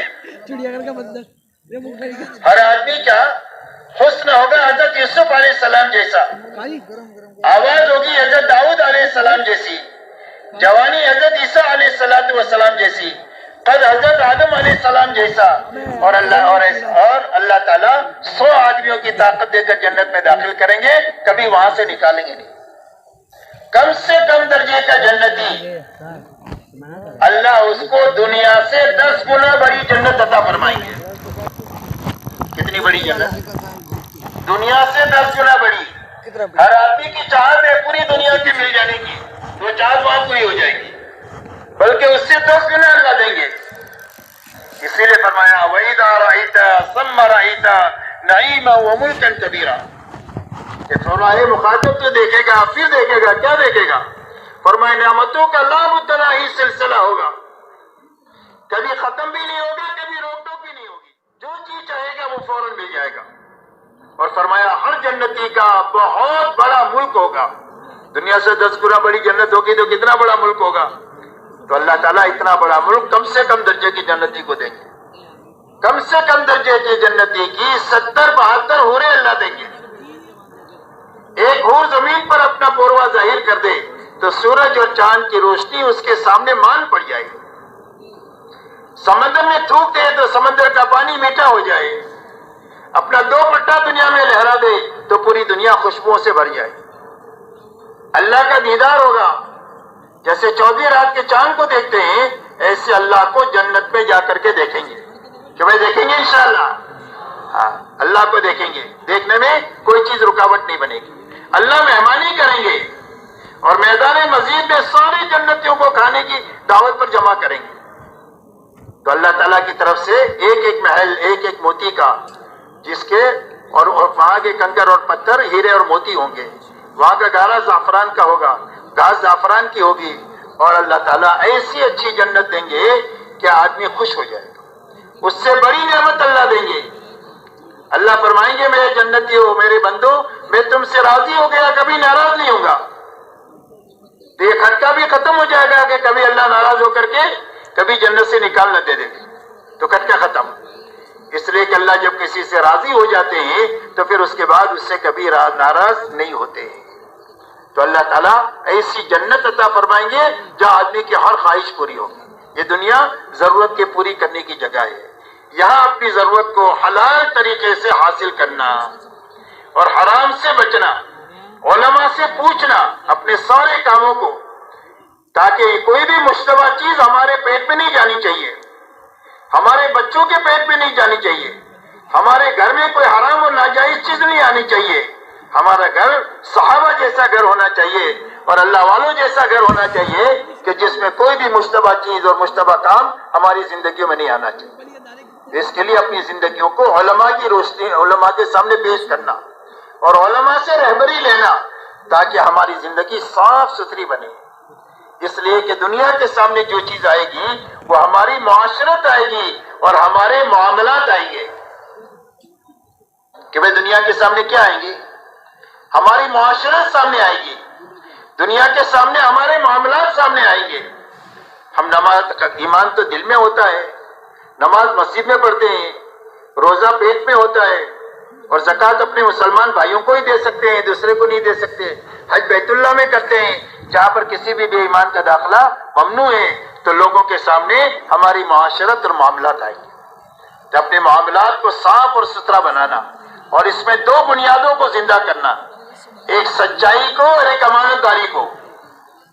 अपने मामलात में सच्चाई और अमानतदारी, ये 2 बुनियादें हैं हमारे मामलात की। उसमें सच्चाई होनी चाहिए, झूठ नहीं होना चाहिए, वादा खिलाफी नहीं होना चाहिए और उसके साथ में टाल मटोल की बात नहीं होनी चाहिए। सच्चाई होनी चाहिए और अमानतदारी होनी चाहिए। नाप तोल पर पूरा देना, नाप तोल कर पूरा लेना और उसी के साथ जिससे लिया उसको वक्त पर देना। गर्ज ये कि अपने मामलात में सच्चाई आनी चाहिए और अमानतदारी आनी चाहिए। उसी के साथ में मेरे दोस्तों अपनी अखलाकी जिंदगी ऐसी अच्छी बननी चाहिए कि सारे इंसानों को हमसे राहत पहुंचे, किसी को हमसे नाहक तकलीफ न पहुंचे, नाहक तकलीफ न पहुंचे। ये हमारी जिंदगी ऐसी साफ सुथरी होनी चाहिए, अखलाक वाली जिंदगी। अखलाक का खुलासा यह है कि हर इंसान को हमसे राहत पहुंचे, किसी को भी हमसे तकलीफ न पहुंचे। यह अखलाक का खुलासा है और अखलाक बहुत बड़ी चीज है। हदीस पाक में आता है कि अक्सर लोग जन्नत में जो जाएंगे वो तक़वे की वजह से जाएंगे और अच्छे अखलाक की वजह से जाएंगे। जन्नत में अक्सर लोग तक़वे की वजह से और अच्छे अखलाक की वजह से जाएंगे और अक्सर लोग जहन्नम में जाएंगे वो जबान की लफ्जी से जाएंगे और शर्मगाह की लफ्जी से अक्सर लोग जहन्नम में जाएंगे। फरमाया अकमलुकुम ईमानन अहसनुकुम अखलाका, फरमाया तुम में सबसे ज्यादा कामिल ईमान वाला वो है जो सबसे अच्छे अखलाक वाला है। क़यामत के दिन आदमी के अमल नामे में सबसे ज्यादा वजनी चीज उसके अच्छे अखलाक होंगे। इसलिए अपनी अखलाकी जिंदगी को अच्छे से अच्छी बनाना, हमारे माँ बाप को, हमारे बच्चों को, हमारी बीवी को, हमारे पड़ोसियों को ہمارے گاہکوں کو، ہمارے سیٹ کو، ہمارے نوکر کو، ہمارے ملک کے ایک ایک بچے کو اور پورے عالم کے ایک ایک انسان کو ہم سے راحت پہنچے، کسی کو ہمارے سے تکلیف نہ پہنچے۔ اسی لیے اخلاق کا خلاصہ حضور صلی اللہ علیہ وسلم نے چند باتوں میں فرمایا ہے۔ آپ ارشاد فرماتے ہیں کہ جو تمہارے ساتھ برائی کرے اس کے ساتھ بھلائی کرو، جو تمہارے ساتھ برائی کرے اس کے ساتھ بھلائی کرو، جو تمہارے پر ظلم و زیادتی کرے اس کو معاف کرو، درگزر کرو۔ اس لیے کہ بدلہ لینا مشکل ہے اور معاف کرنا آسان ہے۔ کیا مشکل ہے؟ بدلہ مشکل ہے۔ ایک آدمی نے آپ کو تماچا مارا کہ بھئی وزن کر کے آپ تماچا اتنا مار سکتے ہیں؟ اگر آپ نے ذرا سا زور سے مارا تو آپ ظالم ہیں۔ اس لیے حضور صلی اللہ علیہ وسلم کے پاس میں ایک صحابی آئے کہ اللہ کے نبی میرے غلام ہیں، وہ میرے ساتھ خیانت کرتے ہیں، کام چور کی کرتے ہیں، میں ان کو سزائیں دیتا ہوں، تو میرا کچھ معاملہ ہوگا اوپر؟ فرمایا ہاں، تمہاری مار پیٹ کو ان کی خیانت کے ساتھ وزن کیا جائے گا۔ اگر تمہارے پاس میں مار پیٹ زیادہ ہوئی تو تمہاری پکڑ ہوگی۔ تو فرمایا جھگڑا میں اپنے آواز پالنا نہیں چاہتا، سب کو الگ چھوٹا رہا کر دیا، آزاد کر دیا۔ تو آج آپ ناپ کر کے مار نہیں سکتے۔ کسی نے سخت سست آپ کو کہہ دیا تو آپ ناپ کر کے سخت سست نہیں کہہ سکتے، غصے میں تھوڑی بھی زیادتی ہو جائے گی، آپ زیادتی کر لیں گے تو آپ کا شمار ظالمین میں ہوگا، اور اللہ ظالم کی حمایت نہیں کرتے، اللہ مظلوم کی حمایت کرتے ہیں۔ تو اس لیے بدلہ لینا مشکل ہے، معاف کرنا آسان ہے۔ اس لیے فرمایا جو تمہارے پاس ظلم و زیادتی کرے اس کو درگزر کرو، معاف کرو، لیٹ گو کرو۔ اس لیے کہ معافی کرنا اللہ کو پسند ہے، اللہ معافی کرنے والے ہیں، معاف کرنے والے ہیں، اللہ کی صفت ہے عفو، معاف کرنے والے، تو اللہ تعالیٰ معافی کو بھی پسند کرتے ہیں۔ جب آپس میں ہم ایک دوسرے کو معاف کریں گے تو اللہ بھی ہم کو معاف کر دیں گے۔ اس نے فرمایا جو ظلم و زیادتی کرے اس کو درگزر کرو، جو رشتہ داری کو توڑے اس کے ساتھ رشتہ داری کو جوڑو۔ اس لیے کہ صلہ رحمی کا مسئلہ بہت اہم ہے۔ قیامت کے دن صلہ رحمی اللہ سے کہے گی کہ اللہ جس نے مجھے جوڑا اپنی رحمت سے اس کو جوڑ دے، اور جس نے مجھے توڑا اپنی رحمت سے اس کو کاٹ دے۔ اس لیے رشتہ داریوں کو جوڑنا، رشتہ داریاں کبھی توڑنا نہیں چاہیے۔ رشتہ داریاں توڑنے سے بے برکتی زندگی میں آتی ہے، اور رشتہ داریوں کو نبھانے سے اللہ کی طرف سے عمر میں بھی، روزی میں بھی، صلاحیتوں میں بھی، ہر چیز میں اللہ کی طرف سے برکت آتی ہے۔ اس لیے فرمایا جو تمہارے ساتھ رشتہ داری کو توڑے اس کے ساتھ رشتہ داری کو جوڑو۔ فرمایا جو تمہیں کبھی چائے پانی کا نہ پوچھے اس کو کھلاؤ پلاؤ، جو تمہیں کبھی چائے پانی کا نہ پوچھے اس کو کھلاؤ پلاؤ۔ فرمایا یہ اولین اور آخرین کے اخلاق ہے۔ آپ فرماتے ہیں مجھے اللہ نے اس لیے بھیجا ہے کہ انسانوں کو اخلاق کی بلندیاں سکھاؤں، اس لیے کہ دنیا میں اخلاق نام کی کوئی چیز تھی ہی نہیں، اغراض پرستی کو ہی لوگ اخلاق سمجھتے تھے۔ تو آپ نے فرمایا میں دنیا میں اس لیے بھیجا گیا ہوں تاکہ انسانوں کو اخلاق کی بلندیاں سکھاؤں۔ آپ اندازہ لگائیں حضور پاک علیہ الصلوۃ والسلام جب فاتحانہ طور پر مکہ مکرمہ میں اپنے 10,000 صحابہ کے ساتھ داخل ہوئے ہیں تو آپ نے کسی سے بدلہ نہیں لیا۔ آپ نے بیت اللہ کی چوکھٹ پکڑ کر کے فرمایا یہ بتاؤ میں تمہارے ساتھ کیا معاملہ کروں گا؟ تو انہوں نے کہا اخن کریم و ابن اخن کریم۔ فرمایا آپ تو بھلے ہیں، بلوں کی اولاد ہیں، ہم آپ سے بھلائی کی امید کرتے ہیں۔ آپ نے فرمایا میں تمہارے ساتھ وہ معاملہ کروں گا جو میرے بھائی یوسف نبی نے اپنے بھائیوں کے ساتھ کیا تھا، جن بھائیوں نے کنویں میں ڈالا اور جن کے پر ساری مصیبتیں بھائیوں کی وجہ سے آئی۔ جب یہ بھوکے ان کے پاس پہنچے ہیں تو انہوں نے کہا لا تثریب علیکم اليوم، تمہارے پر کوئی لعن تان نہیں، اللہ تم کو معاف کر دے، ہم نے تم کو معاف کر دیا۔ آپ نے فرمایا انتم الطلقاء، جاؤ تم سارے کے سارے آزاد ہو۔ مکہ والے کہتے ہیں ہمیں ایسا لگ رہا تھا ہمیں اپنے قبروں سے اٹھے ہیں اور ہم کو نئی زندگی ملی ہے۔ آپ ایسے عظیم اخلاق کے ساتھ میں بھیجے گئے ہیں۔ تو فرمایا اولین اور آخرین کے اخلاق ان 4 بنیادوں کے اندر میں ہے۔ اس لیے اپنی اخلاقی زندگی کو ایسی اچھی بنانا کہ ساری انسانیت کا قلوب دین کی طرف متوجہ ہو جائے۔ صحابہ دنیا میں ایمان، اعمال اور اخلاق کے ساتھ پھرے ہیں، صحابہ دنیا میں ان 3 بنیادوں کے ساتھ پھرے ہیں، ایک ایمان کے ساتھ، ایک اعمال کے ساتھ اور ایک اخلاق کے ساتھ، جس سے پوری دنیا کے قلوب کو اسلام کی طرف متوجہ ہونے کا ذریعہ بنے۔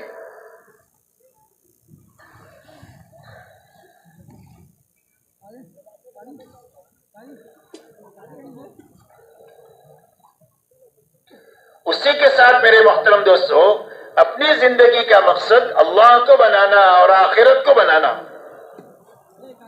اللہ نے ہم کو ملک و مال کے لیے دنیا میں بھیجا ہی نہیں ہے، ہمارے دنیا میں آنے کا مقصد ملک و مال ہے ہی نہیں ہے، اور آپ نے اپنی امت کو ملک و مال کی بنیاد پر اٹھایا ہی نہیں ہے، بلکہ آپ نے پوری امت کو آخرت کی بنیاد پر اٹھایا ہے۔ انصار مدینہ حضور صلی اللہ علیہ وسلم کے پاس تشریف لائے اور آ کر یہ پوچھا، علی ما نبایعک یا رسول اللہ کے نبی، ہم آپ سے کس چیز پر بیعت کریں؟ یعنی ہم آپ کا دامن تھامیں گے تو ہم کو کیا کرنا پڑے گا؟ یہ معنی ہے بیعت کے۔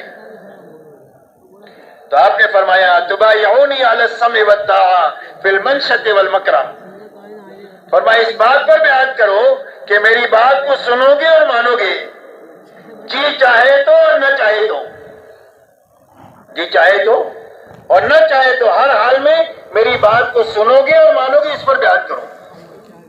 وَالنَّفْقَ فِي الْعُسْرِ وَالْيُسْرِ، تنگی میں اور فراخی میں ہر حال میں اللہ کے دین کے لیے خرچ کرو گے، اس پر بیعت کرو۔ وَعَلَى الْأَمْرِ بِالْمَعْرُوفِ وَالنَّهْيِ عَنِ الْمُنْكَرِ، اس بات پر بیعت کرو کہ بھلائی کو دنیا میں پھیلانے کی محنت کرو گے اور برائیوں کو مٹانے کی محنت کرو گے، اس پر بیعت کرو۔ وَعَلَىٰ أَن تَقُولُوا فِي اللَّهِ حَقٌّ لَا تَخَافُوا فِي اللَّهِ لَوْمَةَ لَائِمٍ، اور اس بات پر بیعت کرو کہ ہر حال میں حق بات کہو گے، حق طریقے سے، اور کسی کی ملامت سے ڈرو گی نہیں، کسی مداہنت سے اور مروت سے سارے کام برباد ہوتے ہیں۔ اس لیے فرمایا حق بات کو حق طریقے سے کہنا اور کسی کی ملامت سے ڈرنا نہیں، فرمایا اس پر بیعت کرو۔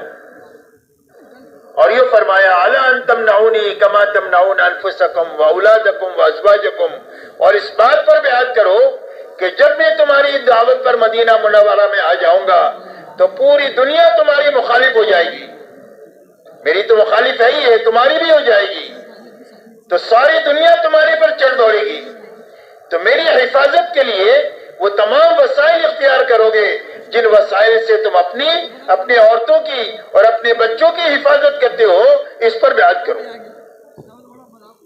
تو انصار نے یہ کہا کہ اللہ کے نبی، آپ کی یہ شرائط جو بیعت کے ہیں اگر ہم پورا کر دیں تو ہم کو ملے گا کیا؟ آپ نے فرمایا، وَلَكُمُ الْجَنَّةُ، اگر یہ شرائط تم پوری کر دو گے تو اللہ اس پر تم کو جنت دیں گے۔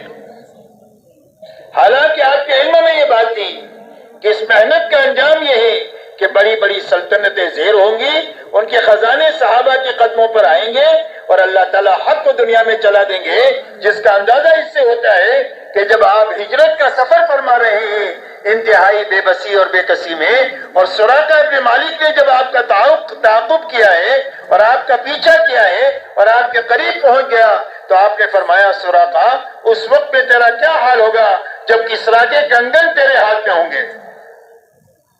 ایسی بے بسی بے کسی میں آپ کسریٰ کے کنگن کی بشارت دے رہے ہیں۔ آپ کے علم میں یہ بات تھی کہ یہ بات ہونی ہے اور یہ ہو کر کے رہے گی، لیکن آپ نے صحابہ کو ملک و مال کی بنیاد پر نہیں اٹھایا، بلکہ یہ فرمایا، وَلَكُمُ الْجَنَّةُ، اللہ اس کے بدلے میں تمہیں جنت دے گی۔ اور یقین رکھو کہ جس کی جنت بنے گی اس کی دنیا ضرور بنے گی، اس لیے کہ دنیا آخرت کا سایہ ہے۔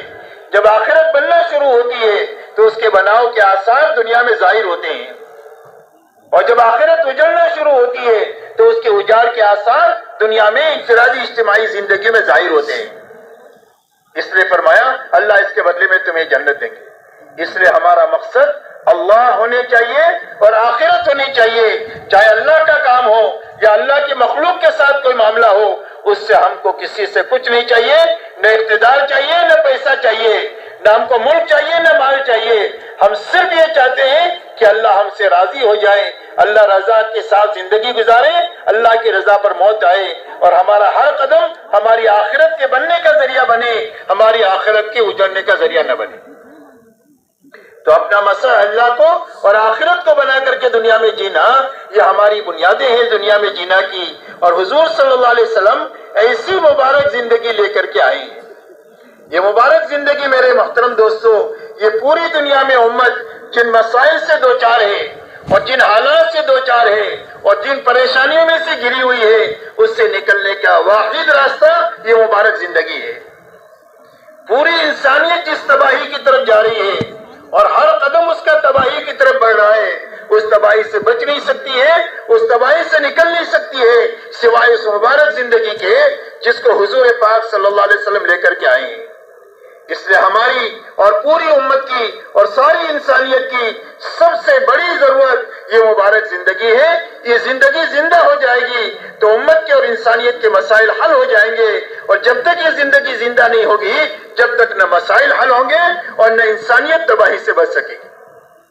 اس لیے میرے دوستو اب یہ زندگی ہماری بنے اور امت بھی زندہ ہو اور امت کے راستے سے انسانیت کے اندر میں زندہ ہو، اس کا ایک ہی راستہ ہے، اور وہ راستہ اپنی محنت کو صحیح کرنا ہے۔ اس لیے کہ ہمارا المیہ یہ نہیں ہے کہ ہم کو دین معلوم نہیں ہے، ہمارا المیہ معلومات کی کمی کا نہیں ہے، اور ہمارا المیہ وسائل کی کمی کا نہیں ہے۔ وسائل بہت ہے، دینی وسائل، ایسی معلومات بہت ہے، لیکن اندر میں فرائض پر کھڑا ہونے کی اور حرام سے بچنے کی طاقت نہیں ہے۔ دین کے تقاضوں پر کھڑا ہونے کے لیے جس ایمان اور یقین کی ضرورت ہے اس میں کمی ہے۔ تو جب تک یہ کمی دور نہیں ہو جائے گی جب تک یہ زندگی زندہ نہیں ہوگی۔ تو اب یہ زندگی میں یہ قوت کے پیدا ہونے کا کیا راستہ؟ میرے دوستو، قوت کے پیدا ہونے کا ایک ہی راستہ ہے کہ اپنی محنت کو صحیح کرنا۔ اللہ تعالیٰ نے دنیا کو محنت کی جگہ بنایا ہے، دین ہو دنیا ہو، ہر چیز کو اللہ نے محنت کے ساتھ جوڑا ہے۔ لقد خلقنا الانسان فی کبد، ہم نے انسان کو محنت پہ پیدا کیا ہے۔ تو دنیا کے لیے بھی آپ کو محنت کرنا ہے اور دین کے لیے بھی محنت کرنا ہے، اور ہر لائن کی محنت ہوتی ہے، اس محنت کے نتائج ہوتے ہیں۔ ایک آدمی زمین پر محنت کرے کانٹے دار درخت کے اگانے کی، کہ وہ اس سے پھلوں کی امید ہو سکتی ہے کہ اس میں سے پھل نکلیں گے؟ تو آپ کا کیا خیال ہے ایک آدمی کی تمام تر محنت مخلوق پر لگے اور خالق سے محبت ہو، خالق کی عظمت دل میں آئے اور خالق سے زندگی کے بننے کا یقین آئے کہ وہ یہ ممکن ہے؟ ایک آدمی کی تمام تر محنت اور طاقت مال پر لگے اور اعمال کی عظمت آئے، اعمال سے زندگی کے بننے کا یقین آئے، اعمال سے محبت اور لگاؤ پیدا ہو کہ وہ یہ ممکن ہے؟ ایک آدمی کی تمام تر طاقت اور توانائی دنیا پر لگے اور آخرت کا شوق پیدا ہو، آخرت کا فکر پیدا ہو، اللہ سے ملنے کا اور ملاقات کا شوق پیدا ہو کہ وہ یہ ممکن ہے؟ یہ ممکن نہیں۔ جب تک محنت کا رخ صحیح نہیں ہوگا جب تک زندگی کا رخ صحیح نہیں ہوگا۔ اسی لیے حضور پاک علیہ الصلوۃ والسلام نے اس امت کو بنانے کے لیے سب سے پہلے محنت کا رخ صحیح کیا۔ تو محنت کا صحیح رخ کیا ہے؟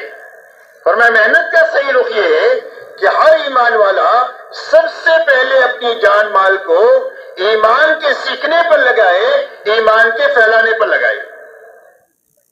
سب سے پہلی لگانے کی جگہ کیا ہے؟ دعوت اللہ، کہ سب سے پہلے اپنا یقین سیکھنے کے لیے اور امت میں یقین کو زندہ کرنے کے لیے اپنی جان اور مال اور صلاحیت کو لگانا، اور اتنا لگانا جتنا کہ دعوت کا تقاضا ہے۔ کہ بھائی کتنا لگانا؟ بولو، جتنا دعوت کا تقاضا ہے۔ ہم اپنے گھر کاروبار میں کتنا لگتے ہیں؟ کہ بھائی گھر کاروبار میں کتنا لگتے ہیں؟ جتنا گھر کاروبار کا تقاضا ہوتا ہے اتنا لگتے ہیں۔ تو سارے تقاضے پورے ہو رہے، اس لیے کہ اتنا لگتے ہیں جتنا تقاضا ہے۔ تو ایسا ہی دعوت کا جو تقاضا جس نوعیت کا بھی ہو، اس تقاضے پر اپنی جان اور مال کو اتنا لگانا جتنا دعوت کا تقاضا ہے۔ یہ سب سے پہلا مصرف ہے لگانے کا۔ کہ ایمان خود سیکھ بھی رہے ہو اور ایمان سکھا بھی رہے ہو, یقین سکھا بھی رہے ہو. اس لیے کہ دعوت اللہ کا راستہ ایسا ہے جیسا کہ تجارت ہوتی ہے. تجارت میں دو کام ایک ساتھ ہوتے ہیں, افادہ اور استفادہ. آدمی خود فائدہ اٹھاتا ہے, جیب میں کمائی لے کر شام کو گھر جاتا ہے, اور صبح سے شام تک جتنے لوگ خریدتے ہیں وہ سارے دکان سے نفع اٹھاتے ہیں, فائدہ پہنچاتا بھی ہے, فائدہ حاصل بھی کرتا ہے. ایسا ہی دعوت اللہ کا راستہ ایسا ہے کہ بیعت وقت میں فرد بنے گا اور بیعت وقت میں عالم بنے گا. اس لیے سب سے پہلے اپنی جان مال کو دعوت پر اتنی لگانا جتنا دعوت کا تقاضا ہے, کہ بھئی سارا مجمع اس کے لیے تیار ہے. دوسرا میرے دوستوں لگانے کی جگہ یہ ہے کہ ہر ایمان والا اپنی جان مال کو عبادت پر لگائے. دیکھو بھائی, ہم سے پہلے معاہدہ ہوا ہے آپ کا کہ بات پوری ہوگی اس کے بعد اٹھیں گے, کہ بھائی بعد میں اٹھیں گے انشاءاللہ. اللہ یہ کہ کوئی معذور ہو تو اس کے لیے کوئی حکم نہیں, وہ جا سکتا ہے. معذور ہے بیچارہ, ڈائبٹیز ہے, پیشاب کی ضرورت ہے, وہ جا سکتا ہے. باقی اپنا کھانا پینا ہے, بھوک ہے, اس کو دبا کر کے بیٹھے. انشاءاللہ یہ مجالس ہماری زندگی کو بدلنے کا ذریعہ بنے گی اور ہمارے اللہ کے یہاں قبول کرانے کا ذریعہ بنے گی. یہ طے کرو کہ انشاءاللہ 3 دن ایسے اچھے گزارنے ہیں کہ اللہ ہم سب کو قبول فرما لے.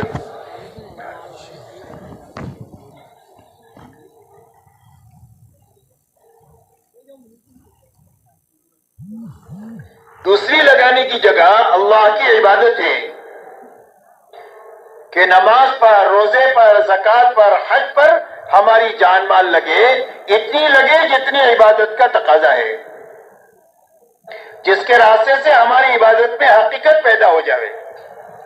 ہماری نماز زندگیوں کو نکھار دے, روزہ ہمارے اندر تقویٰ پیدا کر دے, زکوٰۃ ہمارے بخل کو ختم کر دے, حج ہماری زندگی کو اطاعت پر لے آوے.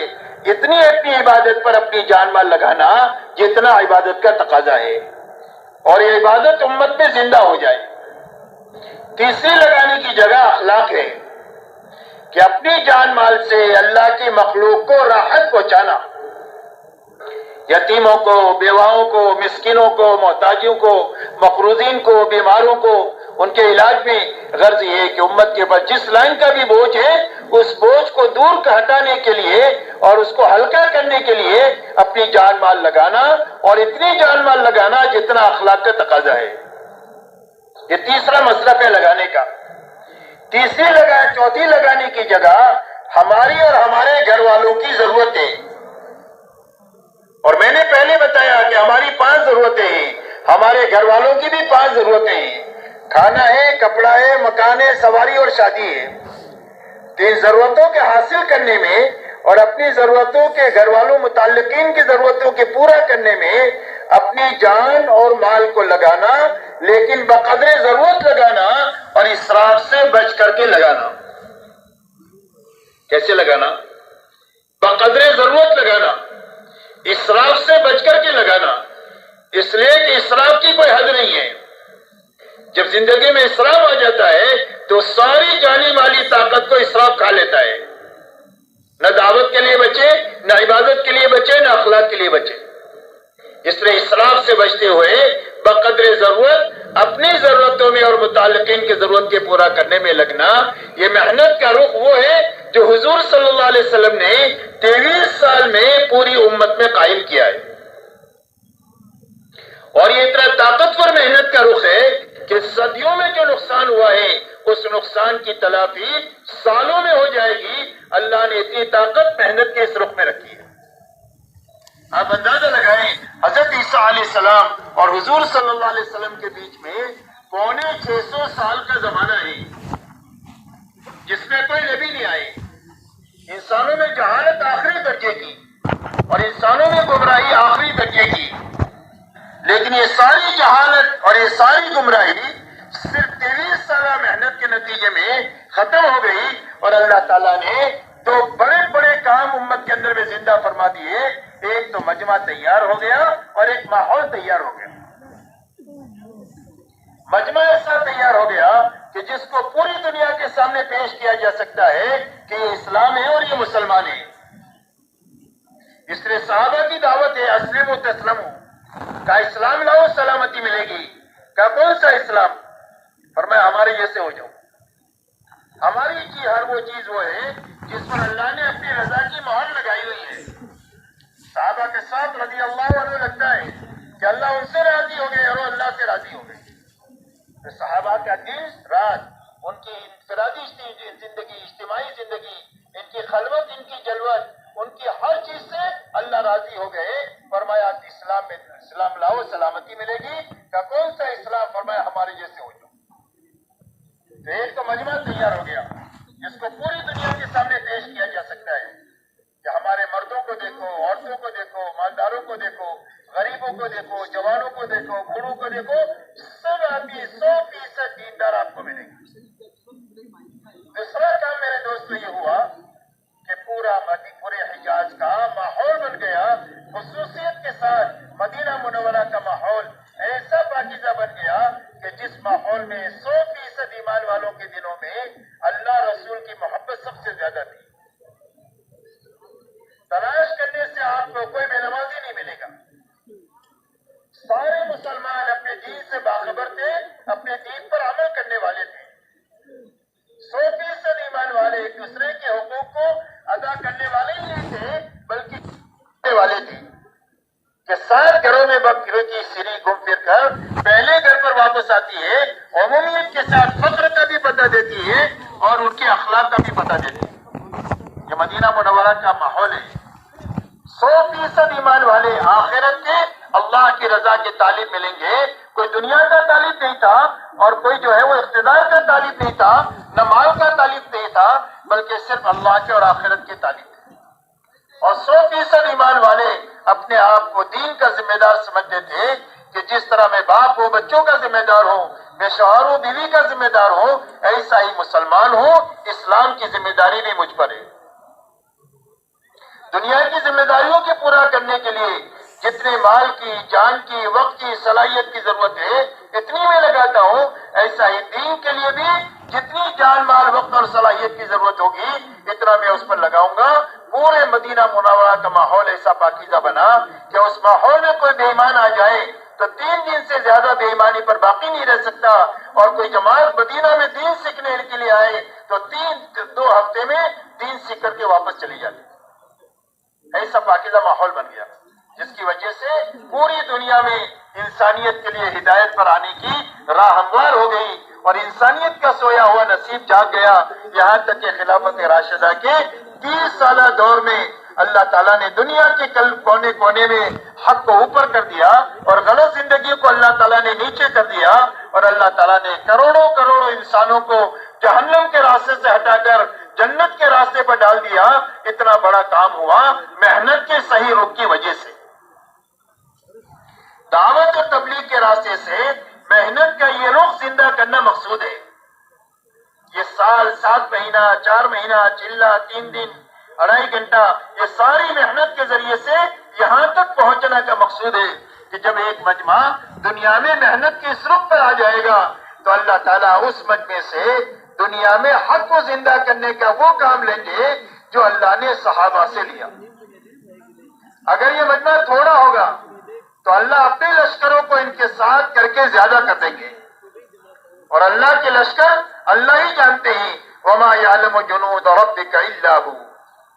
تیرے رب کے لشکر کتنے ہیں تیرا رب ہی جانتا ہے کہ مدد کریں گے کہ تو اس راستے سے کریں گے اور پکڑ کریں گے تو کس راستے سے کریں گے. مدد کے لامحدود اسباب ہے اور پکڑنے کے بھی لامحدود اسباب ہے. تو اگر یہ تھوڑے ہیں تو اللہ اپنے لشکروں کو ان کے ساتھ کر کے ان کو زیادہ کر دیں گے اور اگر یہ کمزور ہوں گے تو اللہ اپنے قوت ان کے ساتھ کر کے ان کو قوی بنا دیں گے. یزدکم قوۃ الی قوتکم. قرآن میں اللہ فرماتے ہیں کہ ہم اپنی قوت تمہاری قوت سے ملا کر کے تمہاری قوت کو بڑھا دیں گے. ان کا مال بیکار نہیں کر سکتی ہے جب اللہ تعالیٰ ان کے ساتھ میں ہو جائیں گے اور اللہ تعالیٰ ان کے سارے مسائل کو اس راستے سے حل کریں گے جب محنت کا یہ صحیح رخ قائم ہو جائے. آپ اندازہ لگاؤ 23 سالہ کام جب شروع ہوا ہے تو اس وقت میں کیا حالات ہیں. گمراہی کس درجے کی؟ گمراہی اس درجے کی کہ بیت اللہ میں 360 بت رکھے ہوئے ہیں. تو دنیا کا حال کیا ہوگا؟ یہ گمراہی کا حال دنیا میں یہ تھا. तंगी तुर्शी इतनी कि कपड़े सतर खुल न जाए इसके लिए एक दूसरे की ओट पे बैठते थे सिमट करके ताकि सतर न खुल जाए। इतनी कमी, सवारियों की इतनी कमी कि 10-10 सवार बारी बारी एक एक सवार पर सवार होते और पैदल चलते, पैर फट जाते तो चीथड़े बांध करके चलते थे। ये इंतहाई कमी के साथ में जिंदगी शुरू हुई काम की, उसी के साथ में पूरी सब की सब भूख की वजह से गिर जा रही है। ये इसकी इब्तिदा है। लेकिन अल्लाह ताला ने इतनी रोजी रोटी दिया, इतनी दिया कि सहाबा 1000 साल तक दुनिया के पीछे दुनिया के रास्ते से करते तो वो इतना नहीं मिल सकता था जो अल्लाह ने सिर्फ 25 साल के अरसे में इनको दिया है। 23 साल नबूवत का जमाना ये लगने लगाने का है, मिटने मिटाने का है। और सिद्दीक अकबर रज़ियल्लाहु तआला अन्हु का 2 साल से कुछ ज्यादा जमाना ये लगने लगाने का है, मिटने मिटाने का है। उसके बाद तो अल्लाह ताला ने इतना दिया कि मदीना मुनव्वरा में सारे ज़कात के देने वाले हैं, कोई भी ज़कात का लेने वाला नहीं है। अल्लाह ने रोजी रोटी के मसले को इस रास्ते से आसान किया है। उसी के साथ में अल्लाह ताला ने ऐसे आफियत के हालात पैदा कर दिए। आप जानते हैं 23 साल तक किन हालात के साथ ईमान वालों की जिंदगी गुजरी है। सन हिजरी 5 तक तो हालात ही हालात है, सख्त से सख्त हालात। लेकिन उन सारे हालात के बावजूद अल्लाह ताला ने ऐसे आफियत के हालात पैदा फरमा दिए कि मदीना मुनव्वरा की तरफ कोई मैली निगाह से आंख उठा करके देख नहीं सकता है, और गलत इरादे से हाथ लंबा नहीं कर सकता, और गलत इरादे से पैर उठा नहीं सकता मदीना की तरफ, वरना हाथ पैर तोड़ दिया जाएगा, उसकी आंख फोड़ दी जाएगी। अल्लाह ने ऐसे आफियत के हालात पैदा फरमा दिए। इसलिए मेरे दोस्तों, हमारे मसाइल के हल होने का शॉर्टकट रास्ता और यकीनी रास्ता वो है जिस रास्ते पर हुजूर सल्लल्लाहु अलैहि वसल्लम पूरी उम्मत को डाल करके गए हैं। और आप उम्मत को जिस बुनियाद पर डालकर गए हैं वो मेहनत की बुनियादें ये है कि हर ईमान वाला अपनी जान माल दावत पर लगाए जितना दावत का तकाजा है, इबादत पर लगाए जितना इबादत पर तकाजा है, अखलाक पर लगाए जितना अखलाक का तकाजा है, अपने और अपने घर वालों के से बचकर नहीं लगाए। ये मेहनत करो इतना ताकतवर है कि सदियों में जो नुकसान हुआ है उसकी तलाफी सालों में हो जाएगी। दोस्तों, आज के दिन ये पूरा मजमा तय कर रहे हो कि इंशाअल्लाह मेहनत के इस रुख पर हमको आना है। क्यों भाई, किसको किसको आना है इस पर? अब मेरे दोस्तों, पूरे मजमे को वहां पर आने के लिए सबसे पहली सीढ़ी साल 7 महीने और 4 महीने है। फरमाया जब इस रास्ते से हमारे दिल का रुख सही हो जाएगा तो जिंदगी का रुख भी सही हो जाएगा। दिल का रुख सही होने के माना यह है कि हमारे दिलों का रुख अल्लाह की तरफ हो जाए कि सबको नाराज कर सकते हैं, अल्लाह को नाराज नहीं कर सकते। हमारे दिलों का रुख अल्लाह के हुक्मों की तरफ हो जाए, अल्लाह के हुक्म को नहीं तोड़ सकते। हमारे दिलों का रुख आखिरत की तरफ हो जाए कि हम अपनी दुनिया को नुकसान दे सकते हैं, अपनी आखिरत का नुकसान नहीं कर सकते। ये माना है दिल का रुख सही होने का। तो हमारे दिलों का रुख अल्लाह की तरफ हो जाए, अल्लाह के हुक्मों की तरफ हो जाए, आखिरत की तरफ हो जाए, और हमारा फिक्र दावत का बन जाए। क्या बन जाए? फिक्र दावत का बन जाए। दावत का फिक्र बनने के माना ये नहीं है कि घर कारोबार को छोड़ देना है, इसलिए कि हमारे दीन में रहबानियत भी नहीं है, नफसानियत भी नहीं है, मलंगपना भी नहीं है और मादा परस्ती भी नहीं है। मलंगपना भी गैरों का तरीका है, गलत लोगों का तरीका है, और मादा परस्ती भी गलत लोगों का तरीका है। इस्लाम इन दोनों के बीच का सिराते मुस्तकीम है कि हर मुसलमान की घरेलू और कारोबारी जिंदगी होगी, लेकिन दीनदारी के साथ होगी और दीन की मेहनत के साथ होगी। ये 2 जिम्मेदारी है हर मुसलमान के साथ, दीनदारी के साथ होगी, दीन की मेहनत के साथ होगी। जिंदगी की क्या तरतीब होगी? का जिंदगी की तरतीब ये होगी कि जब दीन का तकाजा आएगा या दीन की मेहनत का तकाजा आएगा तो अपने घर कारोबार के तकाजे को आगे पीछे करेंगे, छोड़ेंगे नहीं। छोड़ने का हुक्म नहीं है कि भाई छोड़ क्या सकते हैं आप, कि भाई खाना छोड़ सकते हैं, मकान में रहना छोड़ सकते हैं, पहाड़ पर जी सकते हैं, या शादी करना, कुछ भी छोड़ना नहीं है, सिर्फ आगे पीछे करना है کہ بھئی آپ سو رہے ہیں، اذان ہو گئی تو آپ اپنی نیند سے اٹھ کر اللہ کے دربار میں پہنچو، اتنا کرنا ہے، راحت کو قربان کرنا ہے۔ دھوپ ہو رہی ہے، ظہر کی اذان ہوئی ہے تو دھوپ برداشت کر کے مسجد میں پہنچنا ہے۔ اپنی دعوت کے تقاضوں کے لیے ایک وقت آپ نے متعین کیا ہے، اس وقت پر اپنے دعوت کے ان اعمال کو کرنا ہے۔ اگر کوئی تقاضا دنیا کا ہے اس کو آگے پیچھے کرنا ہے، کام کو آگے۔ اللہ اسی کا نام قربانی دیتی ہے۔ قربانی کیا ہے کہ اللہ کے حکم کو، اللہ کے دین کی محنت کے تقاضے کو نمبر 1 رکھنا، اپنی دنیا کے تقاضوں کو نمبر 2 رکھنا، اس کا نام قربانی ہے۔ تو اس قربانی پر اللہ روز ہدایت دیں گے، اور ہدایت کی کوئی حد نہیں ہے، روز ہدایت پہ ترقی ہوگی۔ اللہ حلال روزی اپنے خزانے سے دیں گے، اللہ عافیت کے حالات دیں گے کہ جو عافیت کے حالات کی وجہ سے جینا بھی آسان ہو جائے گا اور مرنا بھی آسان ہو جائے گا۔ ایسی پاکیزہ زندگی اللہ جو دیں گے وہ قربانی کی برکت سے دیں گے، اور قربانی کے معنی یہ ہے۔ اس کے لیے طے کرو کہ انشاءاللہ ہم دین کو اور دین کی محنت کو ہمیشہ آگے رکھ کر چلیں گے، اور اپنے دنیاوی تقاضوں کو نمبر 2 پر رکھ کر چلیں گے کہ بھئی وہ پورا مجمع تیار ہے۔ کون اس کے لیے تیار ہے؟ اب میرے دوستو اس کے لیے اپنی لائن صحیح کرنے کے لیے راستہ یہ ہے کہ بھئی 1 سال لگاؤ، 7 مہینے لگاؤ، 4 مہینہ لگاؤ، جن کے اوقات بڑے لگ گئے ہیں آخری درجے میں اپنی جماعت بنا کر کے چلہ لگاؤ، تاکہ اس راستے سے ہماری زندگیوں کا رخ بھی صحیح ہو جائے اور ہماری محنت کا رخ بھی صحیح ہو جائے۔ اب کھڑے ہو کر کے اپنے ناموں کو پیش کرو۔